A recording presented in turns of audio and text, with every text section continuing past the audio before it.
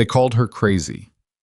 14 Special Operations soldiers laughed while she slept curled around her rifle like it was the only thing keeping her alive. Lieutenant Commander Voss didn't even try to hide his contempt. He put her in the farthest, most useless position on the battlefield and told his men she'd be dead weight. By the time the ambush shredded his operation apart and his best men were pinned in a kill zone with nowhere to run, there was only one person left who could pull them out, the woman he'd mocked. And she was already watching through her scope. If you believe the quietest person in the room is sometimes the most dangerous, follow my channel, hit like, and drop the name of the city you're watching from in the comments. I want to see how far this story travels. The briefing tent smelled like diesel exhaust and unwashed gear, and the generator powering the overhead lights gave off a low, grinding hum that nobody seemed to notice anymore. It was the kind of ambient noise that became invisible after a few days, background texture to the larger, louder business of men preparing for violence. Sergeant Marksman Voss, no relation to the lieutenant commander, a coincidence nobody found funny, noticed the generator. She noticed everything. The way the canvas on the east wall breathed when the wind changed direction. The way the overhead bulb flickered every 43 seconds, just long enough to make the satellite imagery on the projection screen look like it was moving. The way Lieutenant Commander Dale Voss's voice carried the specific register of a man who had never once been wrong about anything, because he had spent his entire career ensuring he was never in a room long enough to find out. "She's not even paying attention," Voss said, not bothering to lower his voice. He gestured toward the corner of the tent with his laser pointer, the red dot skimming across the dirt floor before climbing the leg of an ammunition crate. "Look at her. We're running a full-op brief, and she's playing with her rifle like it's a pet." The men of Bravo platoon chuckled. It was the kind of laughter that had texture, practiced and collective, tuned to the frequency of their commander's moods. They were good soldiers. Most of them were exceptional. But they had spent enough time inside Voss's gravity well that they'd adopted his contempts as their own, which was a different kind of dangerous than anything the valley outside could offer.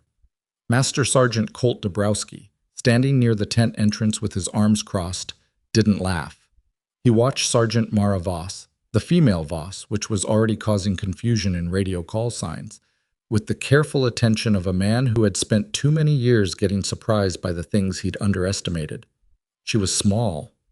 That was the first thing anyone noticed, and it was usually the last thing they thought about before they stopped thinking about her entirely. Her frame was compact, her uniform faded from desert sun to a color that was no longer quite khaki and not quite sand. It had become something almost geological, like she was built from the same material as the terrain around them. Her hair was pulled back so tightly it seemed designed to remove any feature that could be called distinctive. She had what some people would generously describe as a forgettable face. Not unpleasant, just calibrated to leave no lasting impression. She was reassembling her rifle with the kind of focus that made the tent feel smaller. Every motion was deliberate, not slow, deliberate. There was a difference, and it took a certain kind of eye to see it. The cleaning rod moved through the barrel in strokes that were exactly the same length each time. The lubricant was applied at precise points, not generously and not sparingly, but at the specific locations where friction mattered. She paused at the scope rings, producing a small torque wrench from a worn nylon pouch, and ran each fastener to spec, without looking at any kind of reference card. She knew the numbers. The rifle itself was the kind of thing that attracted attention from anyone who knew what they were looking at. A heavily modified M210, bolt action, with a chassis that had been so thoroughly reworked it barely resembled its factory origin. The barrel was hand-lapped. The trigger group had been replaced with something custom, a single-stage assembly that broke at a weight she'd specified herself, and no armorer on the FOB had the calibration tools to verify. The scope was integrated into a ballistic computer system mounted forward of the eyepiece, a unit that had been modified beyond its original manufacturer's design to include environmental sensors, temperature, humidity, barometric pressure, Coriolis correction. The whole assembly looked like something built over years rather than issued from a supply depot. It had been. That was exactly what it was. Specialist Marksman attached from external command, Voss read from his tablet, his tone mimicking the boredom of a man reading ingredient lists. Seventh Asymmetric Reconnaissance Group. He looked up. Anyone here heard of the 7th ARG? Silence. Exactly. He set the tablet down. Command has attached her to this operation as a courtesy. I'm placing her at Overwatch Position Gamma. He tapped the satellite imagery. The spot he indicated was a granite outcropping on the northeast ridge. High elevation, clear sight lines, and approximately 800 meters from the nearest action. It was the position you assigned when you wanted someone out of the way, but couldn't formally tell them to stay at the FOB. She'll have eyes on the objective from a distance. Beyond that, she's not integrated into the assault element. One of the younger operators, a kid named Kressler who had 2 deployments and the confidence of someone with 10, leaned toward the man next to him and murmured something. The man next to him grinned. Dabrowski heard it. He filed it away. Voss turned back to the projected imagery and picked up his pointer. Now, the actual operation. Operation Hollow Crown. The objective was a fortified compound in a valley the locals called the Crescent, a narrow, wind-carved channel between 2 ridgelines that created acoustics so strange that sound sometimes appeared to come from nowhere and everywhere simultaneously. The target was a civilian signals analyst, a coalition asset named Baron Solis, who had been extracted from a diplomatic convoy 3 days earlier. Intel put him in the compound's northeastern structure, alive, because he was worth more that way.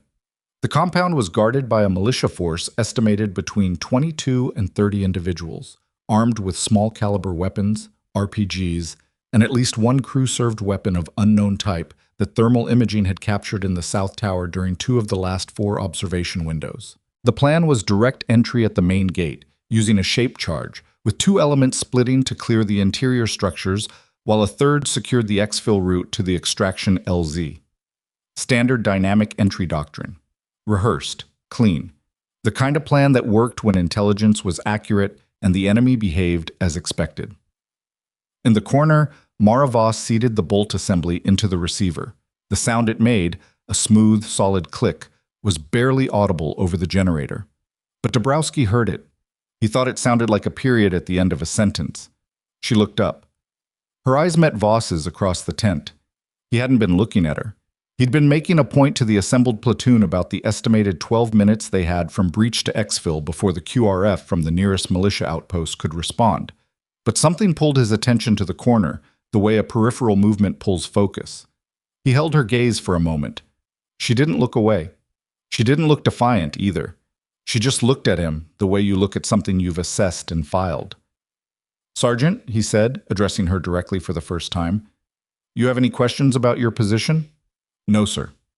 "Can you actually make the shot at that range? That's pushing the limits for your platform." There was a pause.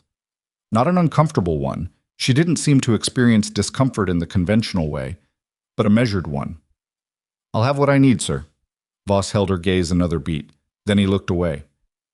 "Good.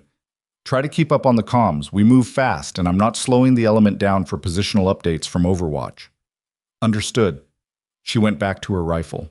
Dabrowski uncrossed his arms, walked to the water table in the corner, and poured himself a cup he didn't need. While he was pouring it, he let his eyes drift to the rifle in her hands. He studied the receiver. And in the dim, flickering light of that diesel-stinking tent, he saw something that made his hand slow on the cup. A small mark, engraved into the metal just behind the ejection port. It was barely a centimeter across. Stylized, minimalist. An owl in profile, wings folded, with a single geometric star in its talons. He knew that mark. He'd heard about it, which was different from knowing it. He poured the rest of the water back into the jug, set the cup down, and walked out of the tent. Outside, the air was cold in the way that desert nights went cold, abruptly, like someone had thrown a switch. The stars were ridiculous in number and clarity, the kind of sky that existed only where there was no ambient light for 50 miles in any direction. Dabrowski stood for a moment looking at them, turning over in his mind what he thought he'd just seen, and whether it changed anything about the next 8 hours. He decided it changed everything. He just didn't know exactly how yet. The terrain insertion came at 0147, 2 MH-60s running low and fast over the ridgeline, their rotors at a pitch that minimized acoustic signature. The pilots were good. The kind of good that came from flying contested airspace until it stopped feeling contested and started feeling like home. The landing zone was a flat shelf of rock 300 meters below the ridgeline, barely large enough for 2 aircraft, and they used it simultaneously, rotors overlapping, which was the kind of maneuver that looked reckless to anyone who'd never done it and looked routine to everyone who had. Bravo platoon dismounted with the quick, practiced economy of a team that had done this 200 times. Equipment checks happened in seconds. The hand signals passed through the formation like current through a wire. In 40 seconds, both birds were gone and the darkness took everything: sound, visual reference, orientation, and gave back only the cold and the stars and the distant wind through the rocks. Mara Voss was the last one off. She moved to the edge of the LZ, checked her wrist compass, and peeled away from the main element without a word. Nobody acknowledged her departure. Voss had already absorbed his platoon into the terrain to the south, moving along the route they'd rehearsed, their night vision painting the world in flat green and shadow. She went northeast. Her movement was nothing like theirs, where the platoon moved with organized aggression, covering ground efficiently and making no effort to be anything other than what they were, which was a heavily armed element moving at speed. She moved the way water moves through rock, not through it, around it, finding the path of least resistance, which was never the most direct route and always the right one. Every 10 meters she paused. Full stops, not hesitations. Her head would move in a slow arc, not scanning the way a nervous soldier scans, looking for threats, but the way an observer scans, cataloging information. Wind direction, temperature gradient, the very faint smell of smoke from somewhere north-northeast, wood, not accelerant, not chemical. The distant call of something small and nocturnal in the rocks above her. She noted these things and integrated them without naming them. They became part of the picture her brain was building of the next several hours. It took her 32 minutes to reach Overwatch position Gamma. She spent another 22 minutes not using it. Gamma was obvious. The satellite imagery had shown it, Voss had briefed it, and anyone with a topographic map and 20 minutes of analysis could have identified it as the dominant firing position on the northeast ridge, which meant anyone defending the compound had done exactly that analysis. She moved laterally across the ridge face, staying below the skyline, using her body heat as a sensor. The colder air pooling in the depression told her where the rock was dense and where it was fractured. She found what she was looking for 11 meters north and 6 meters lower than position Gamma. A natural declivity in the granite, barely large enough for a body, invisible from below and from the ridge crest both, with a clear line of sight through a narrow gap in the rock face that opened directly onto the compound's south wall and the towers flanking it. She eased herself into the space, took 4 minutes to slow her breathing, built a platform from flat stones, 3 of them, sized to work together, which she'd identified on her approach, and set the bipod legs on it, removed a small wind meter from her kit and held it above the rock lip for 90 seconds, watching the readout. Made entries in a waterproof notebook. Noted the temperature. Noted the humidity from her wrist unit. Calculated the density altitude. Then she settled behind the scope. The compound came into focus in layers. The main wall, 4 meters, mud brick reinforced with something darker at the base. She logged that. The gate, single steel panel, hinges on the left, which meant it swung inward right. The south tower, 2 stories, with a flat roof that had sandbag reinforcement on 3 of 4 sides. The 4th side, facing east, was open. A guard on the main wall walked a pattern. East to west, pause, west to east, 43 seconds total. She timed him twice to confirm. Then she found the thing Voss hadn't known to look for.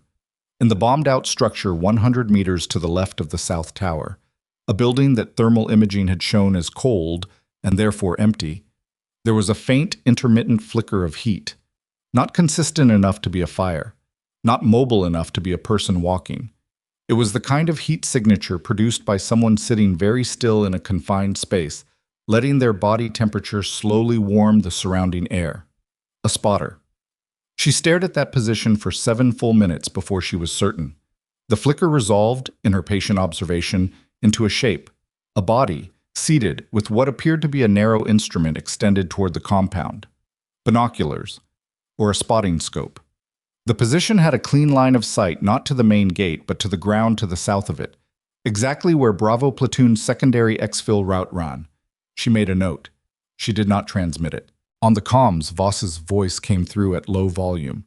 All elements, beginning approach. Hold until breach signal. Mara Voss breathed slowly. The rifle lay in the platform of her hands, and the bipod with the ease of something that belonged there.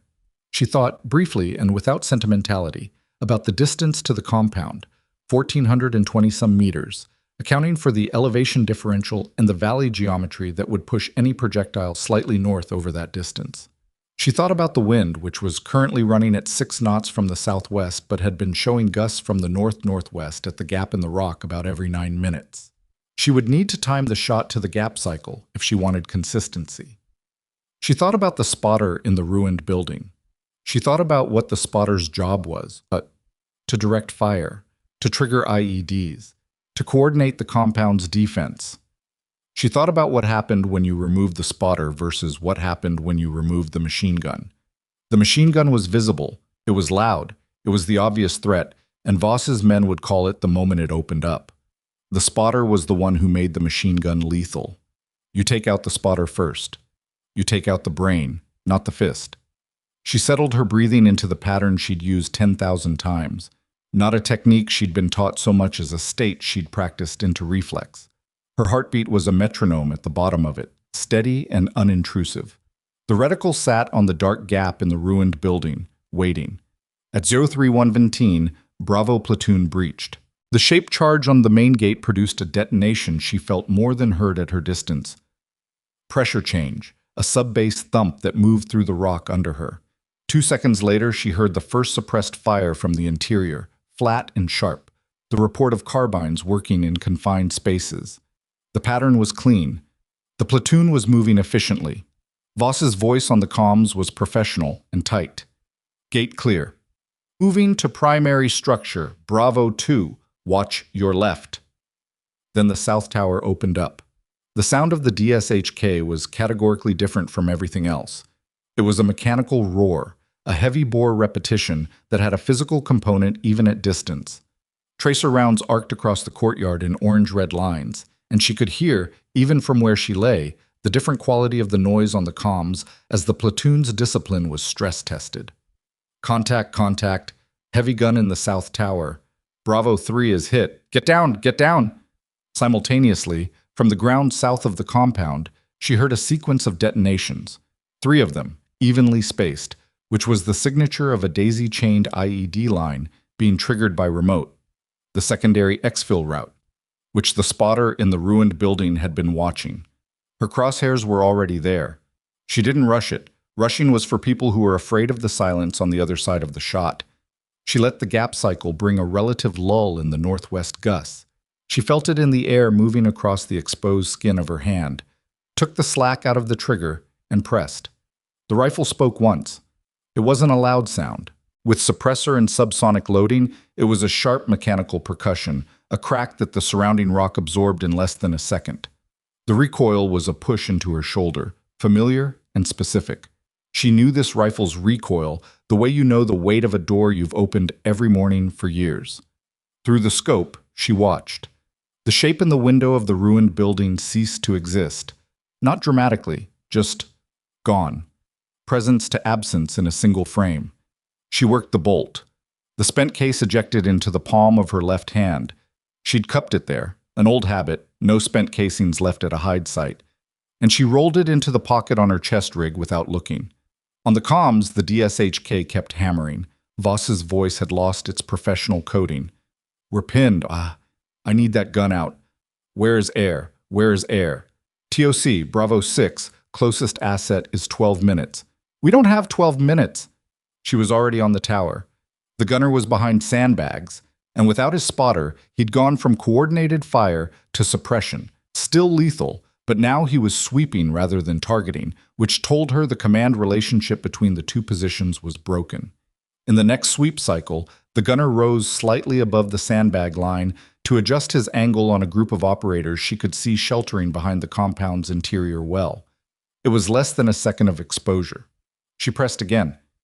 The DSHK went silent. The silence that followed was almost physical.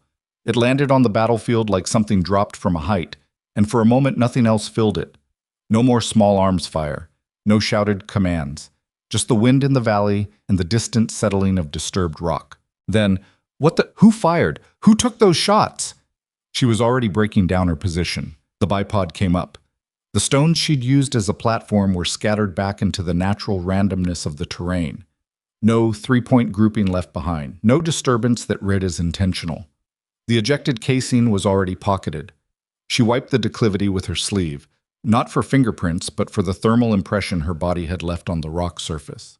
She moved backward out of the hide, keeping below the ridge crest, and was gone before the comms finished processing what had just happened. She clicked her mic twice. Threat neutralized. No one responded to that immediately. Voss was occupied getting his wounded element moving toward the revised exfil point. She could hear it in the clipped, controlled urgency of his voice. He was back in professional mode, the panic sealed over, his training doing what it was built to do. But underneath it, she could hear something else, a quality she recognized in commanders who just discovered the limits of their certainty. The walk back to the LZ was cold and quiet. She moved without lights, navigating by terrain and memory, her footsteps placed with the same care as on the insertion. The wind was picking up from the north now, carrying with it the first suggestion of moisture, a weather system moving in from the peaks to the northwest, which she'd noted from the barometric trend on her wrist unit and factored into the timeline hours before the mission began. Behind her, in the valley, the compound was dark and quiet. She didn't feel anything particular about what she'd done. Not pride, not relief, not the complicated mix of feelings that sometimes came after a shot that changed the shape of a fight. She felt the specific absence of feeling that came from doing a thing you'd been built and trained and forged to do. A completion, like a circuit closing. Not satisfying, exactly. More like correct. At the LZ, she sat on a flat rock and performed immediate post-mission maintenance on the rifle by touch and feel, working through the sequence she could have done unconscious, which she sometimes did in a manner of speaking when operational stress had been running high. The carbon was still warm in the barrel. She cleared it carefully. The helicopters came in at 0341. She was the first one loaded because she was already at the LZ, sitting on her rock in the dark, rifle cased and gear squared, waiting with the patience of someone who had a great deal of practice at waiting. When the operators loaded around her, some of them moving carefully, supporting a man with a wrapped thigh wound, all of them wearing the particular expression that came after a plan had come apart and been salvaged by something outside the plan. None of them spoke to her. She didn't expect them to. The helicopter lifted, banked hard left, and climbed over the ridgeline into the cold, dark sky. Through this gunner's window, the compound below was a dark rectangle in a darker valley, silent and inert. She watched it until the ridge blocked the view, then turned her eyes forward. On the bench across from her, Lieutenant Commander Voss was staring at the floor between his boots. His jaw was working slowly, the way a man's jaw works when he's processing something he doesn't have language for yet. She didn't look at him long. She closed her eyes, let the vibration of the aircraft become background noise, and began to slow her breathing toward something like rest. They had 40 minutes of flight time. She could use most of it. The man next to Voss, Kressler, the young one, 2 deployments, was staring at her. She could feel it without seeing it, the specific weight of attention from someone trying to figure out what they were looking at. He was going to be doing that for a while. Behind them, the valley fell away into the dark, and somewhere in the ruins of the compound's south tower, a heavy machine gun sat cold and silent in the pre-dawn air, its barrel still warm, its gunner gone, and the night around it very quiet in the way that nights get quiet after the thing that changes everything has already happened. In the helicopter, nobody spoke. In the distance, the first faint trace of gray was beginning to define the eastern horizon. Not dawn yet, but the suggestion of it, the sky beginning to reconsider its position on the question of darkness. The mission had been won. The man who had dismissed her as irrelevant was sitting 3 feet away, staring at the floor, trying to reconstruct a version of the night in which he was still the most important person in the room. He wasn't going to manage it, not tonight, not after this. She kept her eyes closed and her breathing even, and she let the helicopter carry her toward whatever came next. FOB Trident at EO420 was a different animal than FOB Trident at midnight. The generators were still running, the perimeter lights still cutting pale circles into the pre-dawn dark, but the energy of the base had shifted from the coiled tension of pre-mission preparation to something rawer and less organized. Word traveled fast in enclosed spaces. By the time the two MH-60s settled onto the landing pad and their rotors began to spin down, there were already too many people standing at the edge of the tarmac for it to be a routine recovery. Mara Voss noticed this the moment the door slid open.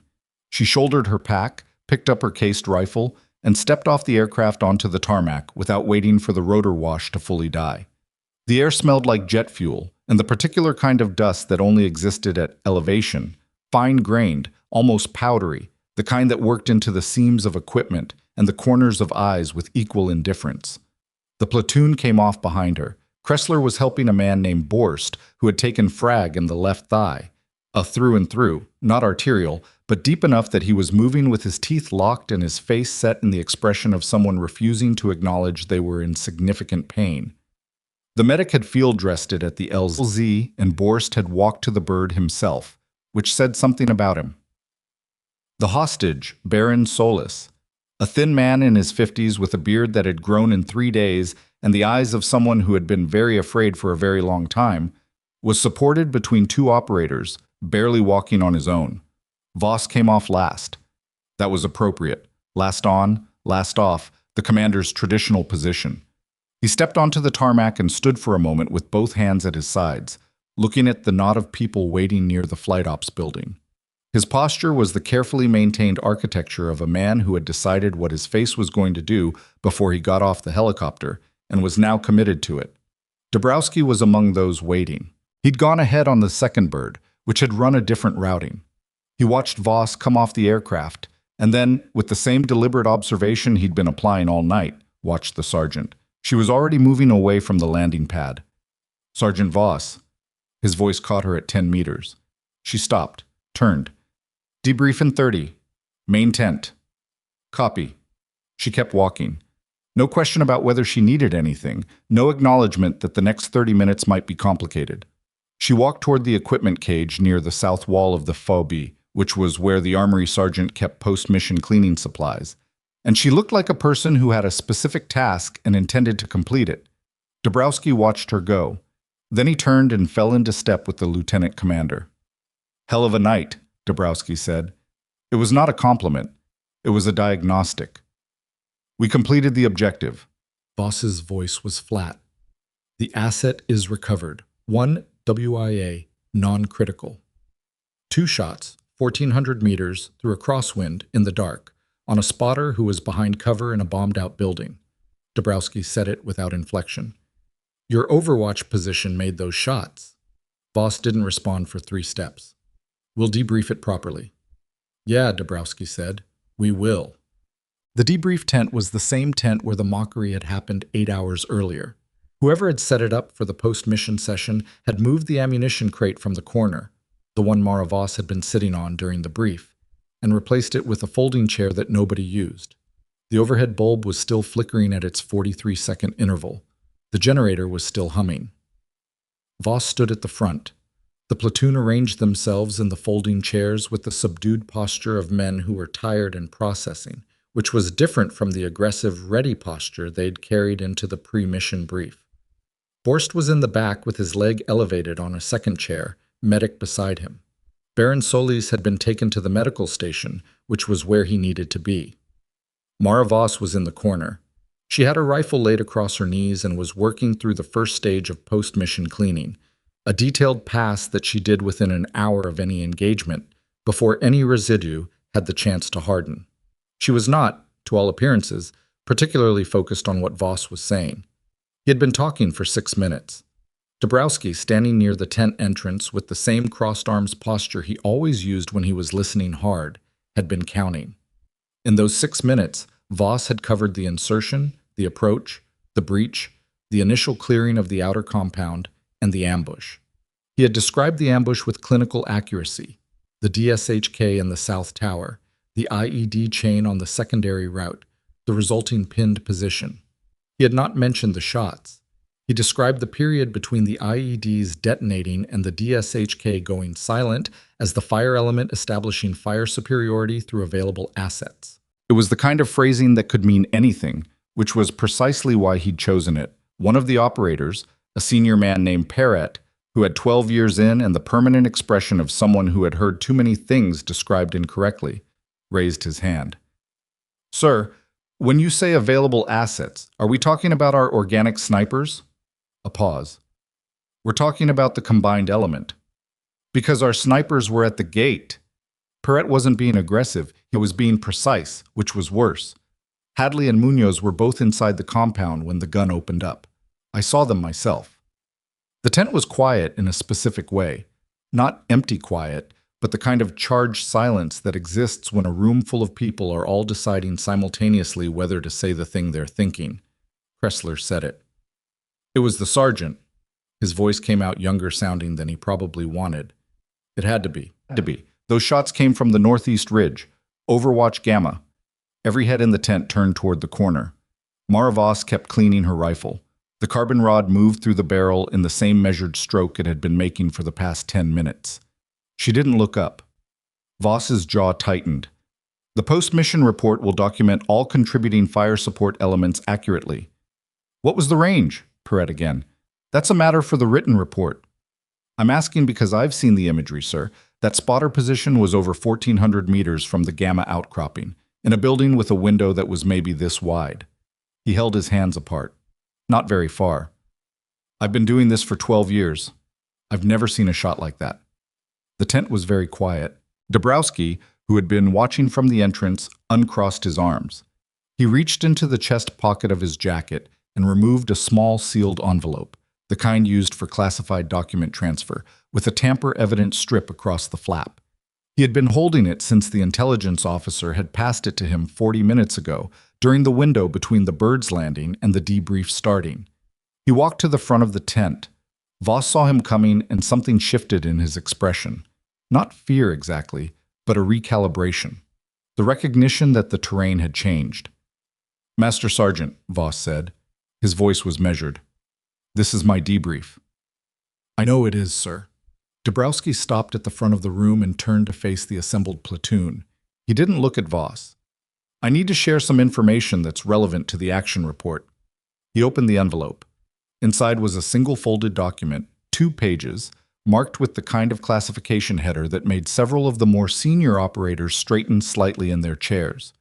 The 2 shots taken during Operation Hollow Crown were made by Sergeant Mara Voss, attached to this element from the 7th Asymmetric Reconnaissance Group.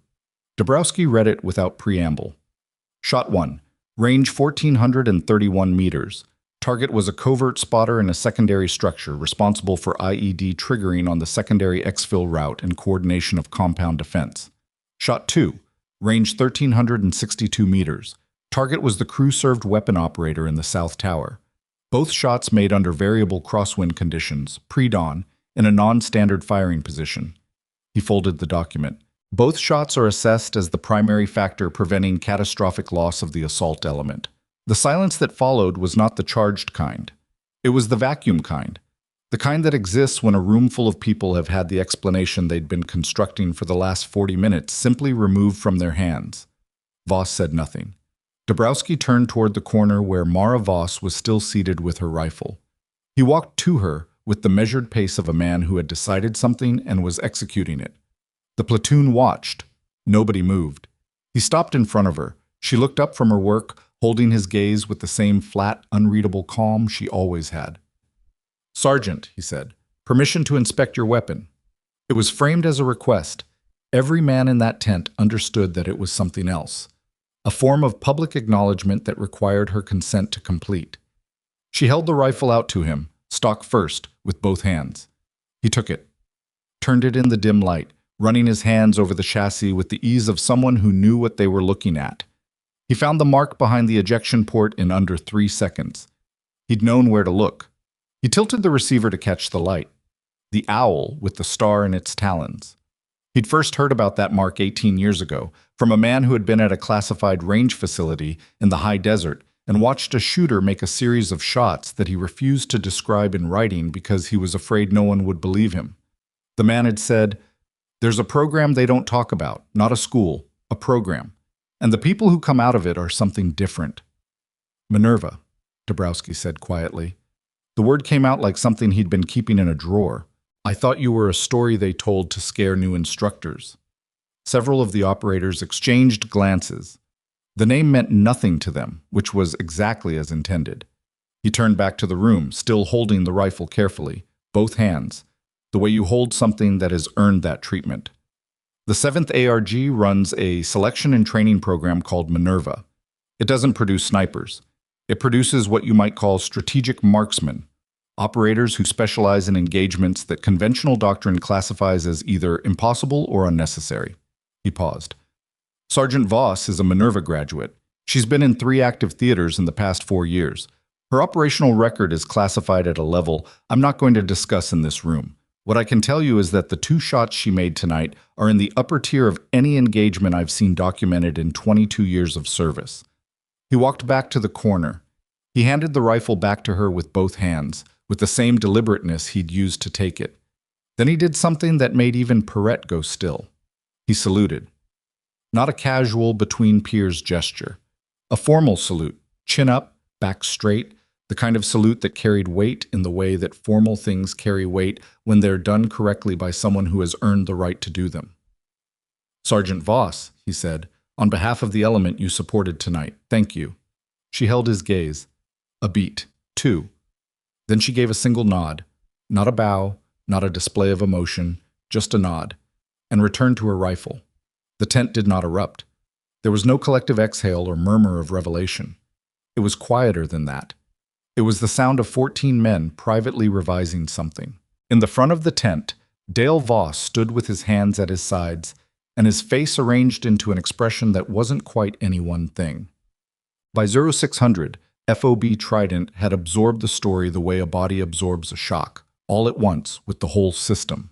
The mechanics in the motor pool heard it from the crew chief of the 2nd MH-60, who had seen Dabrowski's salute through the tent entrance. The intelligence analysts heard it from the signals officer who had been present for the debrief. The supply sergeant heard it from Kressler, who had been unable to contain it for longer than 20 minutes after the debrief ended, and had told the story to whoever was standing nearest to him, which happened to be 2 people at once. The story that moved through the phobie was not perfectly accurate in its details.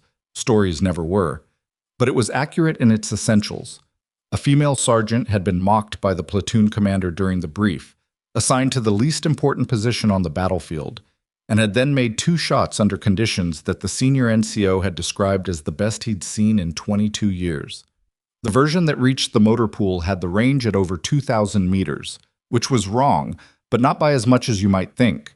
The version that reached the intelligence hub was more accurate because Dabrowski had spoken to the intelligence officer directly before 0600 and had done so with the specific intent of making sure the official record reflected what had actually occurred.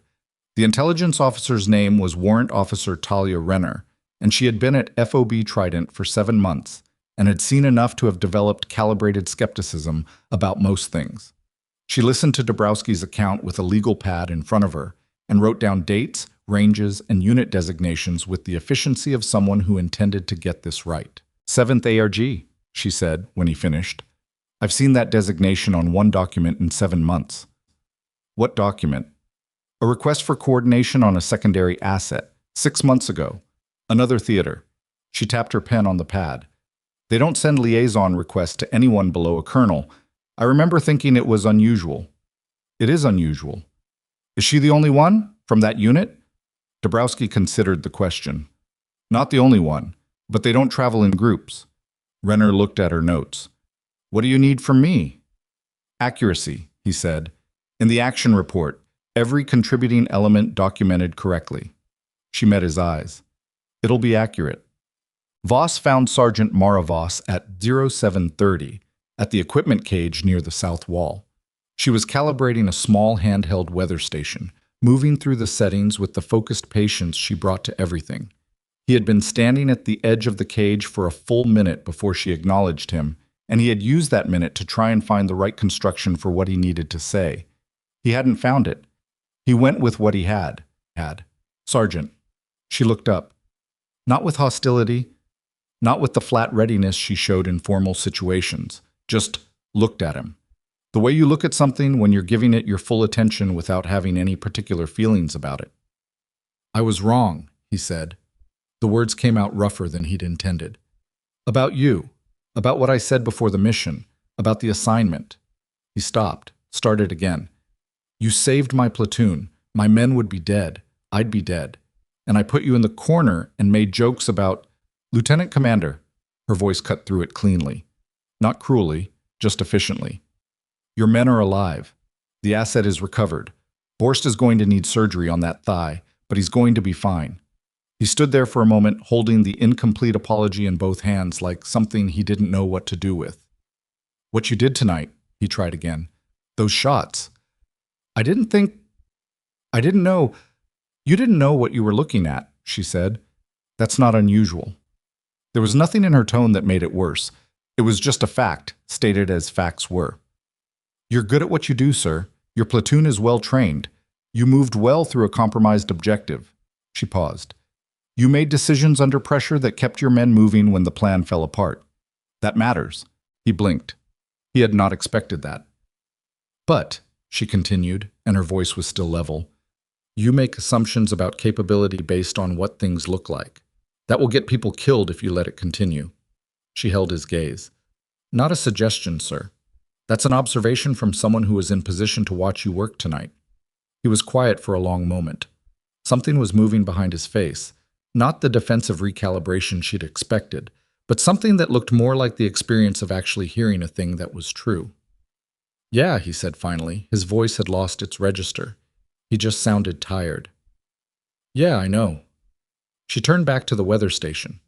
He stood there for another few seconds, then walked away.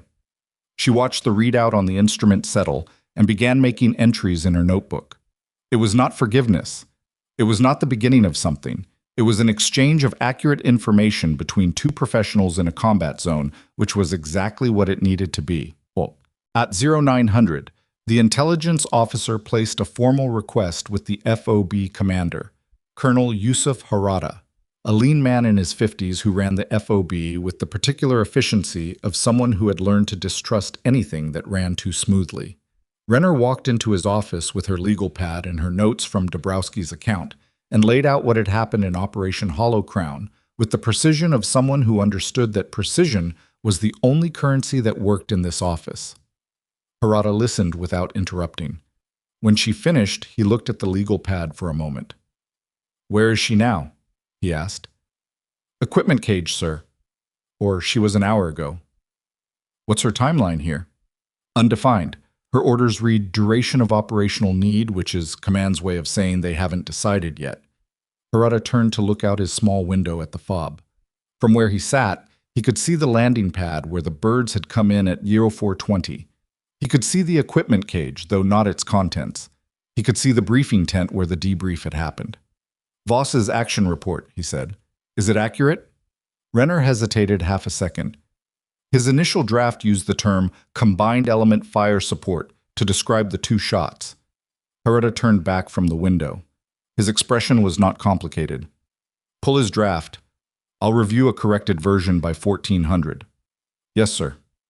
And get me the 7th ARG's liaison number. I have a call to make.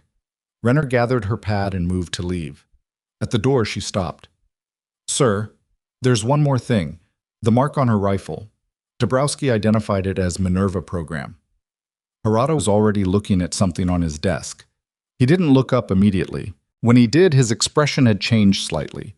Not dramatically, but in the way that faces change when a person has just added a piece of information to a calculation they've been running for a while. I know what Minerva is, he said quietly. Close the door on your way out. She did. At his desk, Harada sat for a moment with his hands flat on the surface. Then he reached for his secure phone. The call he was about to make was not to the 7th ARG's liaison. It was to a number he had not dialed in 4 years, connected to an office that did not appear in any directory, concerning a unit whose existence was a matter of institutional inference rather than official confirmation.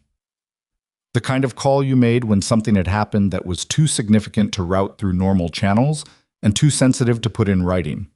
He picked up the phone. 3 seconds after he dialed, before it rang, a voice answered. Not a greeting, just, Harada. He recognized the voice. He had not heard it in 4 years, but he recognized it. She was here, he said. Last night, Operation Hollow Crown. A pause on the other end. Then, we know. He waited. "What's your assessment?" the voice asked. "That she's exactly what the program claims she is." Harada turned back to look at the window. "And that we had a lieutenant commander who almost got 14 men killed because he couldn't see it." "That's the whole point, Colonel." The voice had a quality that Harada had always found difficult to categorize. Not cold, not warm, just precise, like a reading on an instrument. "That's exactly the point." The line went quiet for a moment. Outside, across the phobie, in the equipment cage near the south wall, Sergeant Mara Voss finished calibrating her weather station, closed her notebook, and looked up at the sky. The eastern light was full now. The mountains in the distance were coming into definition as the sun climbed. The ridgeline she had fired from 12 hours ago was visible, a dark, irregular line against the brightening sky. From the phobie, it looked like any other ridge. She looked at it for a moment, then she picked up her kit, shouldered it, and walked back toward the barracks. She did not know about the call Harada was making. She did not know about the conversation that had begun in offices very far from this desert, about what happened when the program they called Minerva got deployed into the wrong kind of situation, visible, documented, analyzed. She did not know that the voice on the other end of Harada's phone belonged to a man named Director Sable, and that Director Sable's primary concern was not Sergeant Voss's safety, or her recognition, or even the accuracy of the action report. His concern was the exposure, and what needed to happen next to contain it. The word exposure meant different things to different people. To a photographer, it meant light. To a soldier, it meant vulnerability. To Director Sable, it meant a problem with a timeline, and problems with timelines had solutions that were most effective when applied before the timeline advanced further. He was on a second call by the time Harada set down his phone. This one went to a man named Corvin, who worked in a building without a public address, and whose official title, Deputy Coordinator for Special Programs Integration, was constructed specifically to mean nothing to anyone reading it. Corvin received his instructions in the compressed, precise language that Sable used for all operational communications, clinical, sequential, stripped of anything that could be characterized later as an order if the characterization became inconvenient. "The Hollow Crown documentation," Sable said. "Current status. Renner's version is accurate. Dabrowski's testimony is recorded. The action report is being corrected at Harada's direction. Which means it's going into the official record with the 7th ARG's involvement documented." "Yes." A pause of exactly 2 seconds. "What's the classification level on the action report?" "Standard operational, brigade level." "Elevate it. 7th ARG involvement, Minerva program reference, all of it goes to compartmented.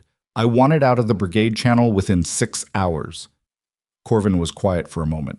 Not hesitation, calculation. Harada already knows. Renner knows. Dabrowski knows.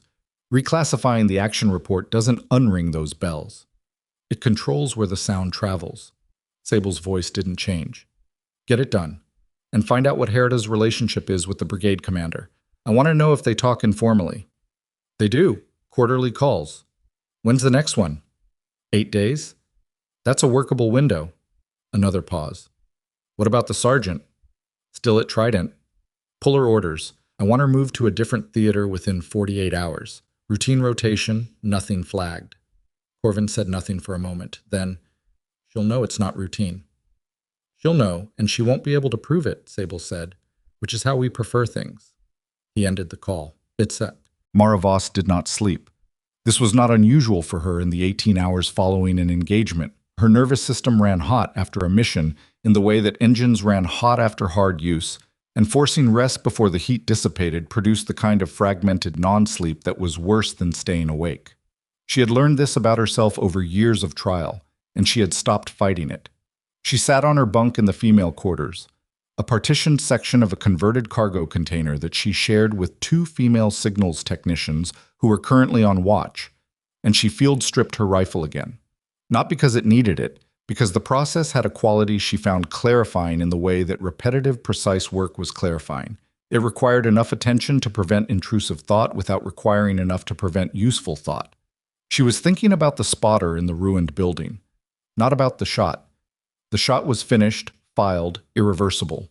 She was thinking about the spotter's position, about the quality of the placement. It had been chosen with the knowledge that thermal imaging would show the structure as cold. Someone had pre-cooled the space, likely by leaving it unoccupied for several hours before the spotter moved in. That was not the behavior of a militia operating on instinct. That was a rehearsed counter-surveillance technique, which meant the ambush had been designed against a specific type of reconnaissance.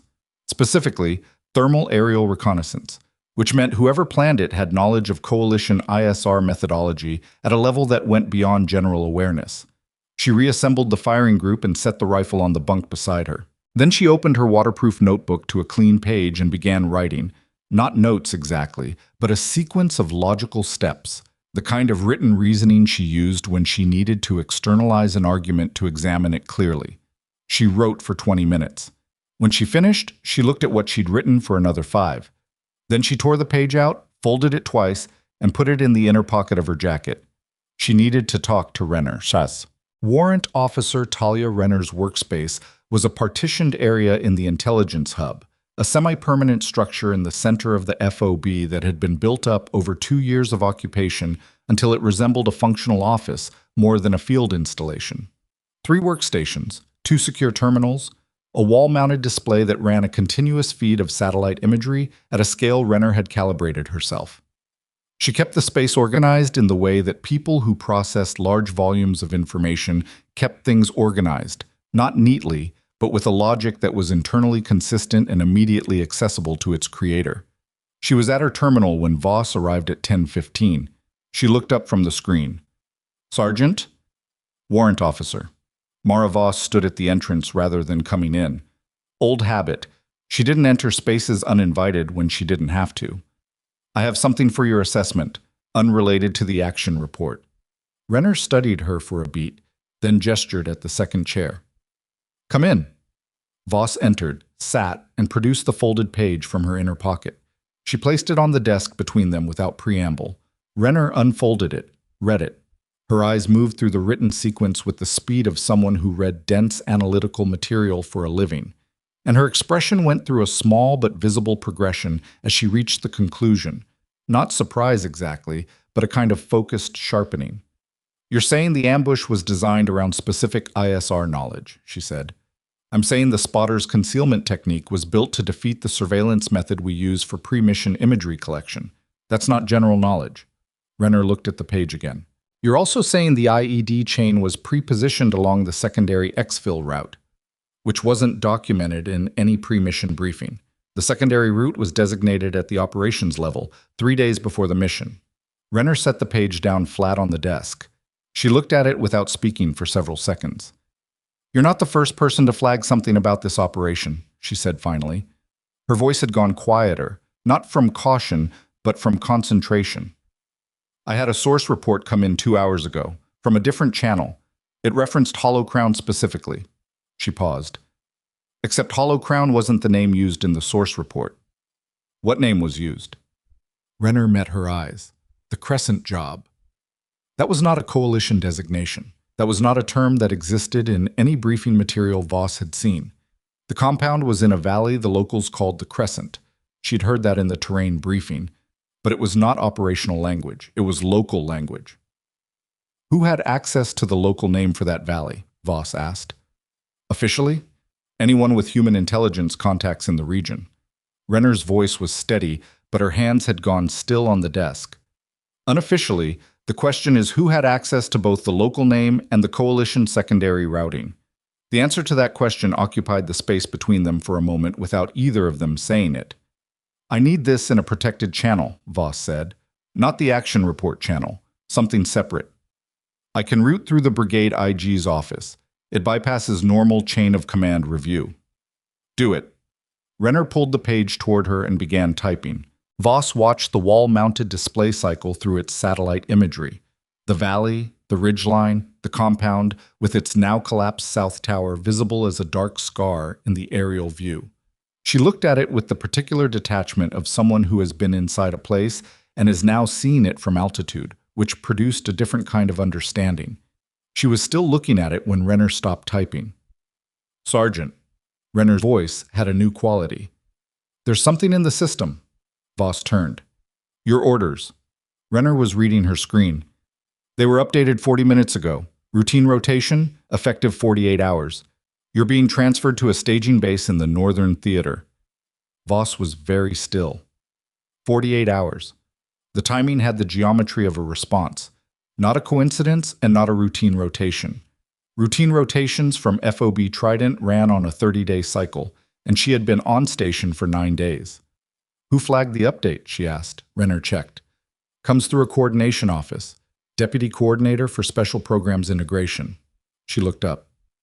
I don't recognize that office. Voss did. Not by name, by type. The kind of office that existed to handle exactly this kind of situation, using exactly this kind of tool.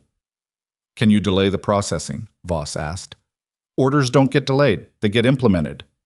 Can the implementation have an administrative hold while a connected intelligence matter is under active assessment? Renner was quiet for a moment, turning the question over. Technically, if the intel matter is formally logged with Brigade IG and references the personnel as a material witness to an ongoing investigation, she paused. That's a significant step. It is. If I file it and the matter doesn't develop, it looks like you manufactured a reason to stay. And if the matter develops, Voss said, and I'm already gone, it develops without the person who identified it. Renner looked at her screen, then at the page of written analysis, then back at the screen. She started typing again. At 11:40, Dabrowski was in the motor pool helping the maintenance crew track a hydraulic fault in the second MH-60.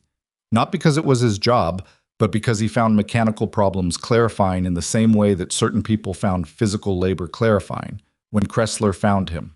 The young operator had the expression of someone carrying information that was too heavy for his pockets. Master Sergeant. He stopped 2 meters away, which was the distance of someone who hadn't decided yet whether to say the thing. I need to tell you something. Dabrowski kept his hands on the access panel he was examining. Tell me. The men are talking. Kressler paused. About the lieutenant commander, about what he said in the brief, and what happened, and what he put in the first draft of the action report. I know what they're talking about. It's not just talk. Perret and 2 others went to Harada's office this morning. I don't know what they said, but they were in there for 40 minutes. Dabrowski pulled his hands out of the access panel and straightened up. He looked at Kressler carefully. Why are you telling me this? Because Perret asked me to come to you. He said you'd know what to do with it. With what exactly? Kressler reached into his jacket and produced a folded document. Not classified, not official, just a printed page with handwritten annotations on it. It's a timeline of the brief. What the lieutenant commander said, what time he said it, who heard it. Perret put it together from memory and had 5 men sign it. Dabrowski took the document, opened it, read it in the matter-of-fact way he read most things, which was without visible reaction. Then he folded it and put it in his pocket. Tell Perret to stay quiet and let this move through the channels it's moving through, he said. He did the right thing going to Harada. The rest of it is above his pay grade now. Kressler nodded. He started to go, then stopped. Is she going to be okay? The sergeant. Dabrowski looked at him for a moment. Why? Because she saved us, and I watched Voss try to erase her from the report. And now she's, I don't know, she feels like the kind of person things happen to instead of the kind of person things happen for. It was more perceptive than Dabrowski had expected from him. He filed that too. Go get some sleep, Kressler. The young operator went. Dabrowski stood in the motor pool with the hydraulic-smelling air around him and the folded timeline in his pocket, and he thought about Director Sable's kind of office and the 48-hour clock that someone had just started. He pulled out his own phone and dialed Harada Sub. The call lasted 9 minutes. By the end of it, Harada had 2 things: Dabrowski's account of the transfer order and the knowledge that Renner had filed a material witness hold with the Brigade IG. He sat at his desk for a few minutes after hanging up, doing the arithmetic of institutional momentum, how fast it moved in each direction, what it would take to redirect it, and what the cost of attempting redirection was likely to be. Then he made a 3rd call.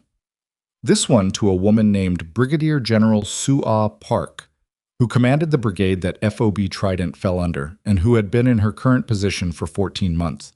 He had worked under Park twice before. He knew 2 things about her that mattered. She was scrupulously fair, and she was constitutionally incapable of tolerating the manipulation of official records. Yusuf, she said when she picked up. Not Colonel.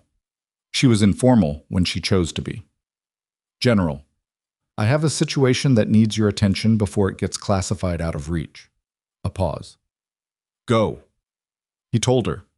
He was concise, accurate, and careful to separate what he knew from what he inferred. He mentioned the action report. He mentioned the transfer order. He mentioned the Minerva program only by name, not by detail, because the detail was above both their clearance levels without special access. He mentioned the brigade IG hold. When he finished, Park was quiet for a moment. The transfer order came from Special Programs Integration, she said. Yes. That office doesn't have direct authority over operational personnel at the brigade level. Transfer orders route through my command. The order bypassed your level. Another silence. This one had a different texture. Send me everything. Renner's filing, the action report drafts, the transfer order documentation, everything on the record, nothing inferred. She paused. And keep her on station. Whatever it takes administratively, keep her there. The hold is already filed. Good. Don't let it lapse. Her voice had gone to the register of someone who had found something and intended to do something about it. I'm going to make a call of my own. She ended the connection. At 1400, Marksman Voss was at the perimeter wall on the north side of the FOB, running through a series of dry-fire exercises with her rifle. Not because she needed the practice, because she was working through a problem, and dry fire was the environment in which she thought most clearly. The ritual of position, breath, and trigger press created a kind of mental quiet that had no other reliable equivalent. She was aware of the transfer order. She was aware of the hold. She was aware, in the peripheral way that she was aware of most institutional processes, that a significant number of people were currently in motion around her situation and that the outcome of their motion was not yet determined. She was also aware that none of this was, in the immediate term, something she could affect, which was its own kind of clarifying. She pressed through the trigger on an empty chamber and watched the reticle track through the follow-through. Then she worked the bolt, reset, and did it again.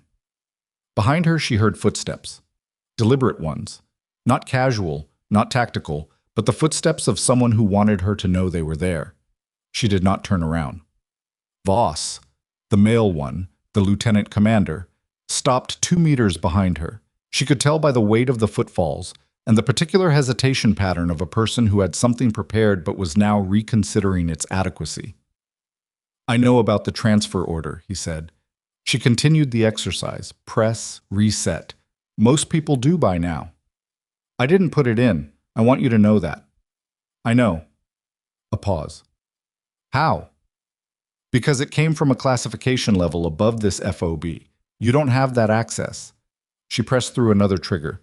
It's not about you, Lieutenant Commander. I was quiet for a moment. Then what is it about? She lowered the rifle and turned. He looked tired in a way that had moved past physical. The specific fatigue of someone who has discovered that the situation they're inside is larger than the walls they can see. It's about what the shots documented, she said. The range, the conditions. It confirms the program to anyone with the right clearances and the right questions. Someone decided that confirmation is a problem. Because of Minerva. Because of what Minerva means, operationally. If it becomes an open question rather than a closed one. She held his gaze. Programs like ours depend on being theoretical. The moment they're demonstrated in a documented engagement in front of 14 witnesses and a formal action report, they become real. Real things get scrutinized. Scrutinized things have budgets cut, and oversight hearings and interagency disputes. She paused. Easier to move the demonstration out of the frame. Voss was quiet for a long moment. I filed an addendum to my action report this morning, he said. Full account. My words during the brief, verbatim as I could reconstruct them. The original Overwatch assignment. The initial draft language about combined element fire support. He stopped. I told Harada it was because the record needed to be accurate. She looked at him. It is because the record needed to be accurate, he said. But it's also... He stopped again. This was clearly a man who found precision in honesty, harder than precision in tactical planning.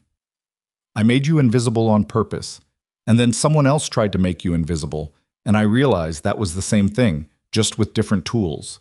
She considered him for a moment. That addendum may not make it to the official record. I know. Harada told me about the classification elevation request. His jaw tightened. I've never had a report reclassified. It doesn't happen often. She turned back to the perimeter. It happens when someone powerful enough to do it decides the alternative is worse. She raised the rifle again. The reticle found the distant ridgeline. What do you need? Voss asked. It was a different kind of question than she'd heard from him before. Not operational, not tactical, something under those things. A few more hours, she said, and for Renner's hold to stick. He nodded. She heard him turn and walk back toward the interior of the FOB. She pressed the trigger on an empty chamber and watched the reticle sit perfectly still through the follow-through. Then she lowered the rifle and pulled her notebook from her jacket. She wrote 2 things. The first was a time, 1600.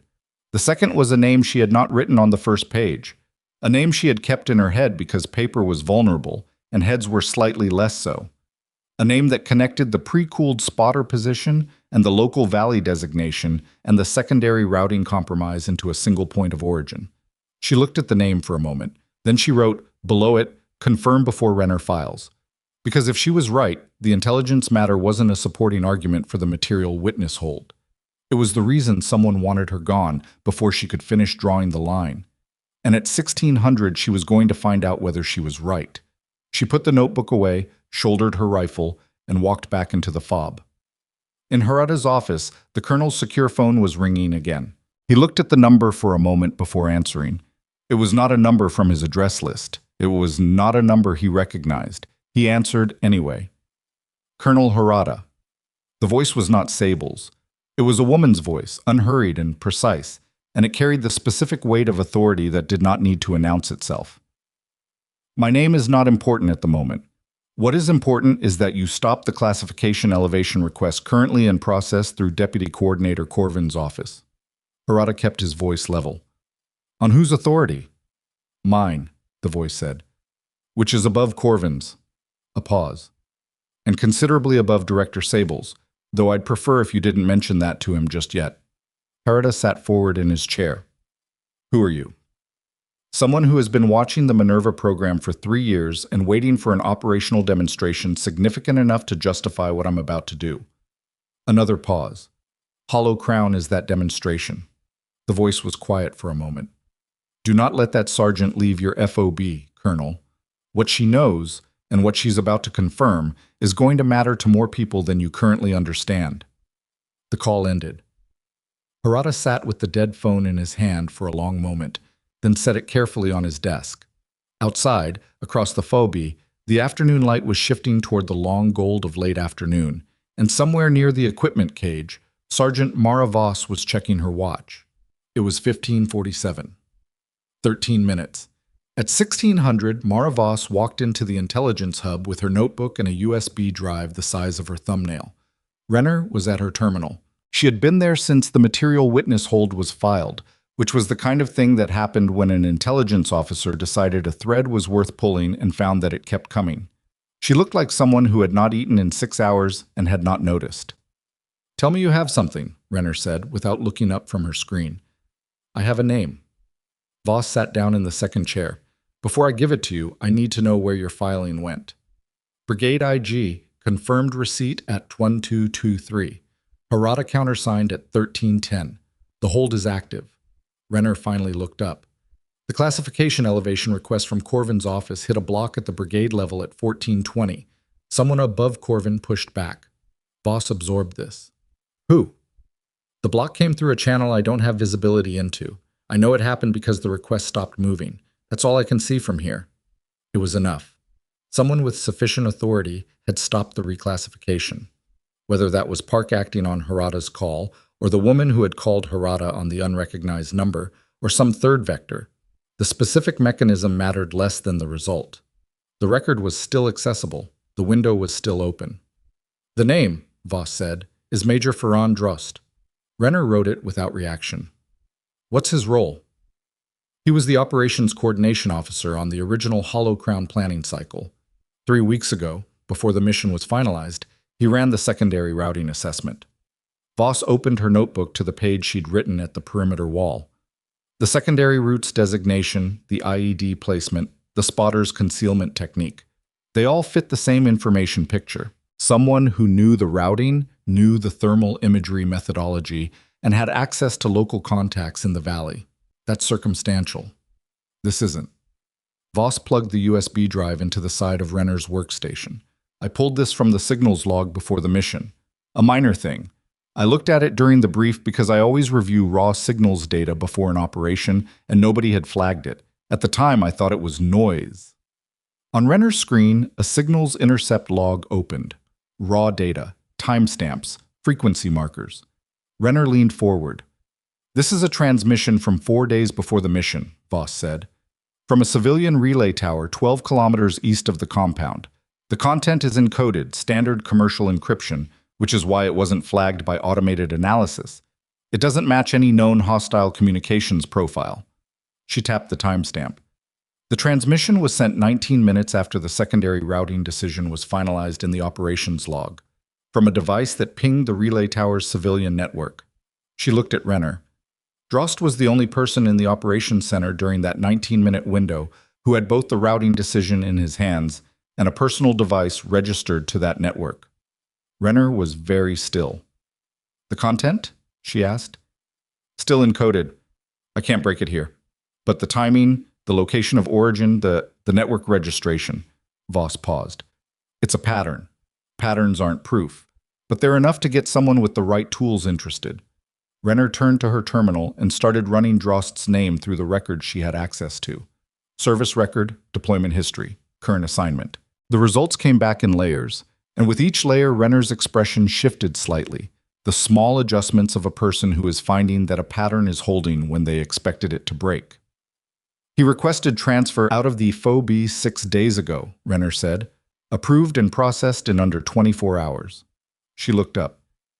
"He's been at the brigade staging base for 3 days. Out of reach, or positioned to look like it." "He's not out of reach," Voss said. "He's been staged, which is different." She took the USB drive back. "Get this to whoever stopped the classification elevation. They have the tools to break the encoding. I can't do more with it here." Renner was already pulling up a secure routing form. "I need a channel that bypasses Corvin's office entirely. Use Park's direct line. Harada can give it to you. And if this breaks wrong? If Drost has cover we can't see from here?" Voss met her eyes. "Then it breaks wrong, and we documented it accurately. And someone with more authority figures out the next step." She paused. "I'm not trying to build a prosecution. I'm trying to make sure the information exists somewhere it can't be quietly reclassified." Renner started typing. Her hands were steady in the way that hands get steady when a person has made a decision and is now past the point of reconsidering it.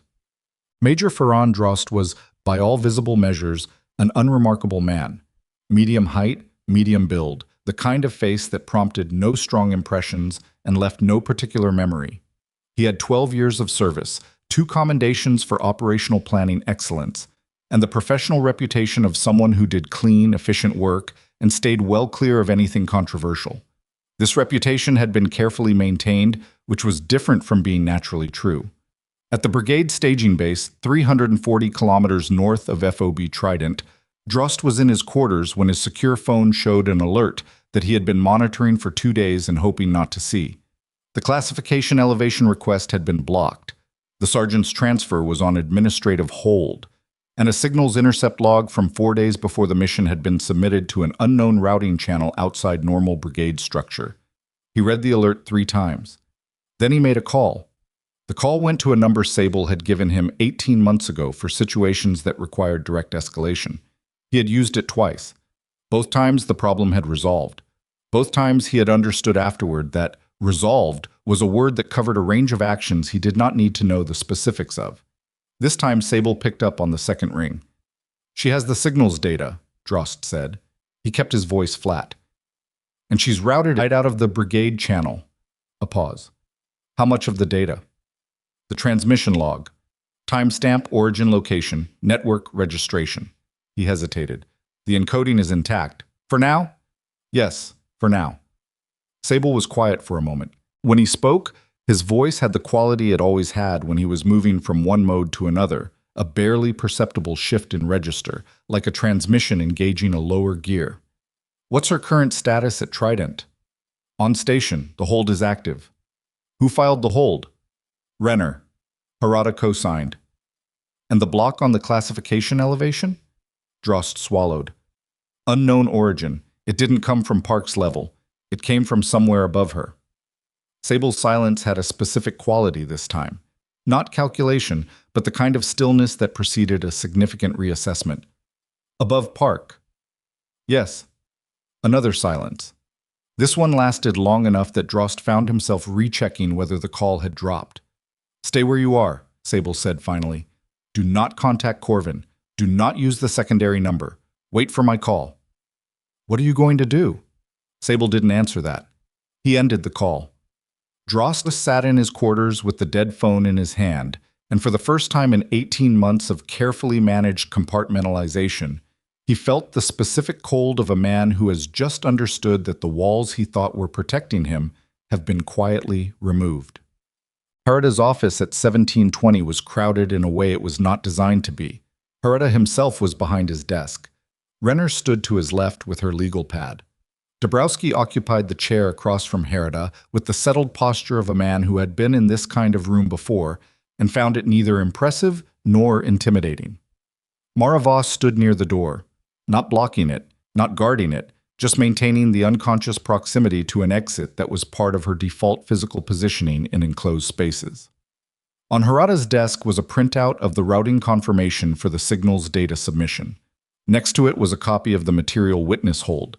Next to that was the addendum Voss had filed to the action report, with Harada's counter-signature at the bottom. They were waiting. At 1724, Harada's secure terminal chimed with an incoming connection request. He accepted it. The screen showed a video connection, a conference format, wide shot, an office that was clearly not a field installation. Clean walls, no windows visible, the specific quality of an institutional interior that could have been in any major city. The woman on the screen was in her 60s. Her hair was steel gray and worn short. She had the posture of someone who had spent decades in rooms where posture was read as data. She was wearing civilian clothes, a dark jacket, nothing that indicated rank. And she looked at each person in Harada's office in sequence, taking roughly 2 seconds per person before she spoke.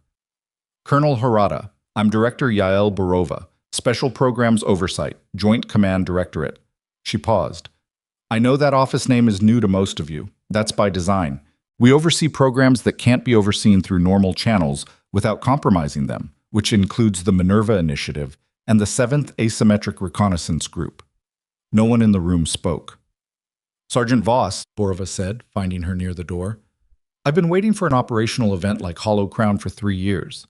Not because I wanted it to happen under dangerous circumstances, but because the program needed a documented engagement significant enough to support what I'm about to implement. A pause.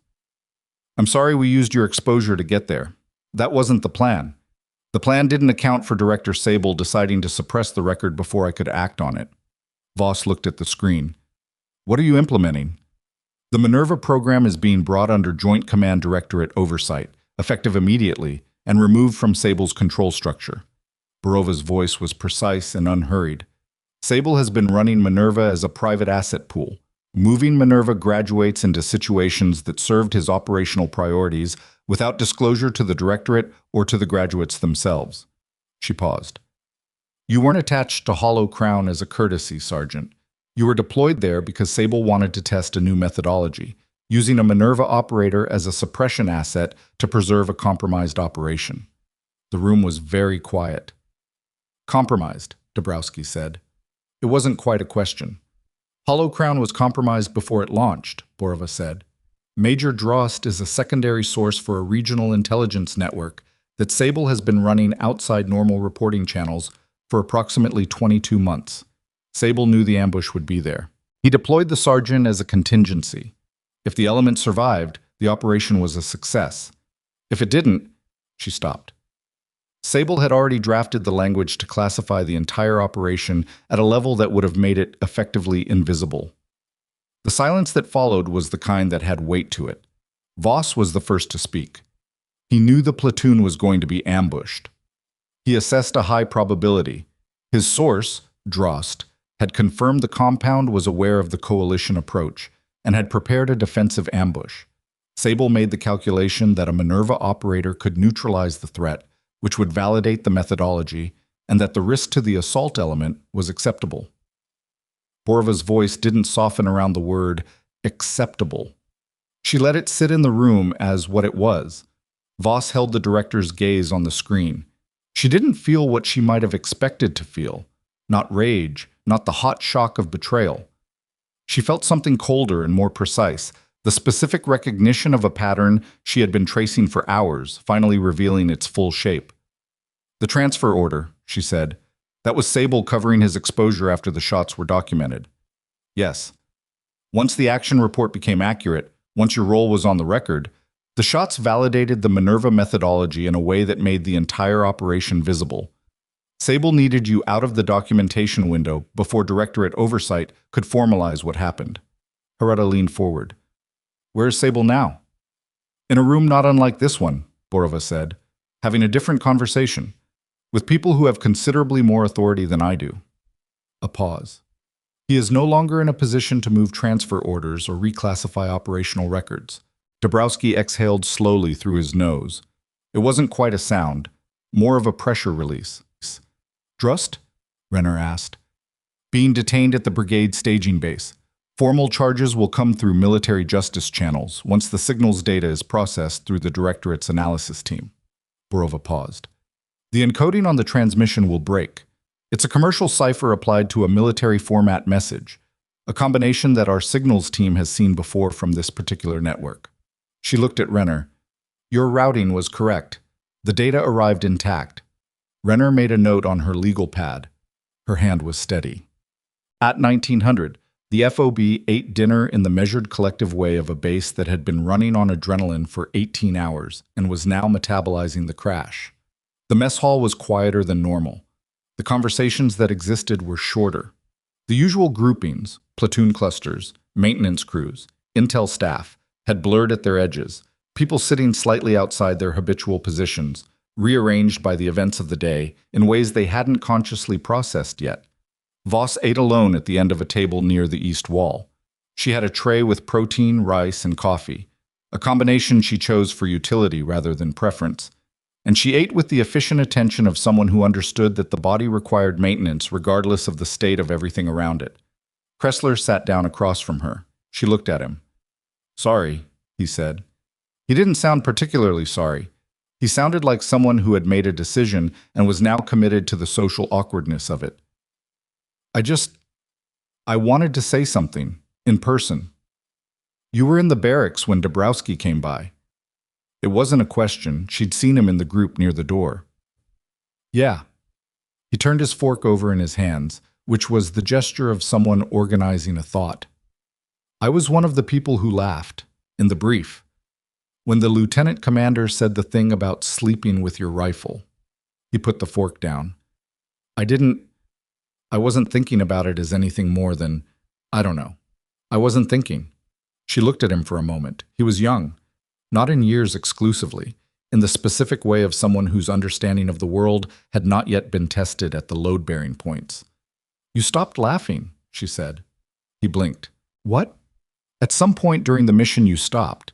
People who don't think usually keep not thinking. You stopped." She picked up her coffee. "That's something." He didn't say anything for a moment. Then, "What you said about the rifle, that it knows the wind and the bullet knows the distance." He'd clearly been holding this. What does that actually mean?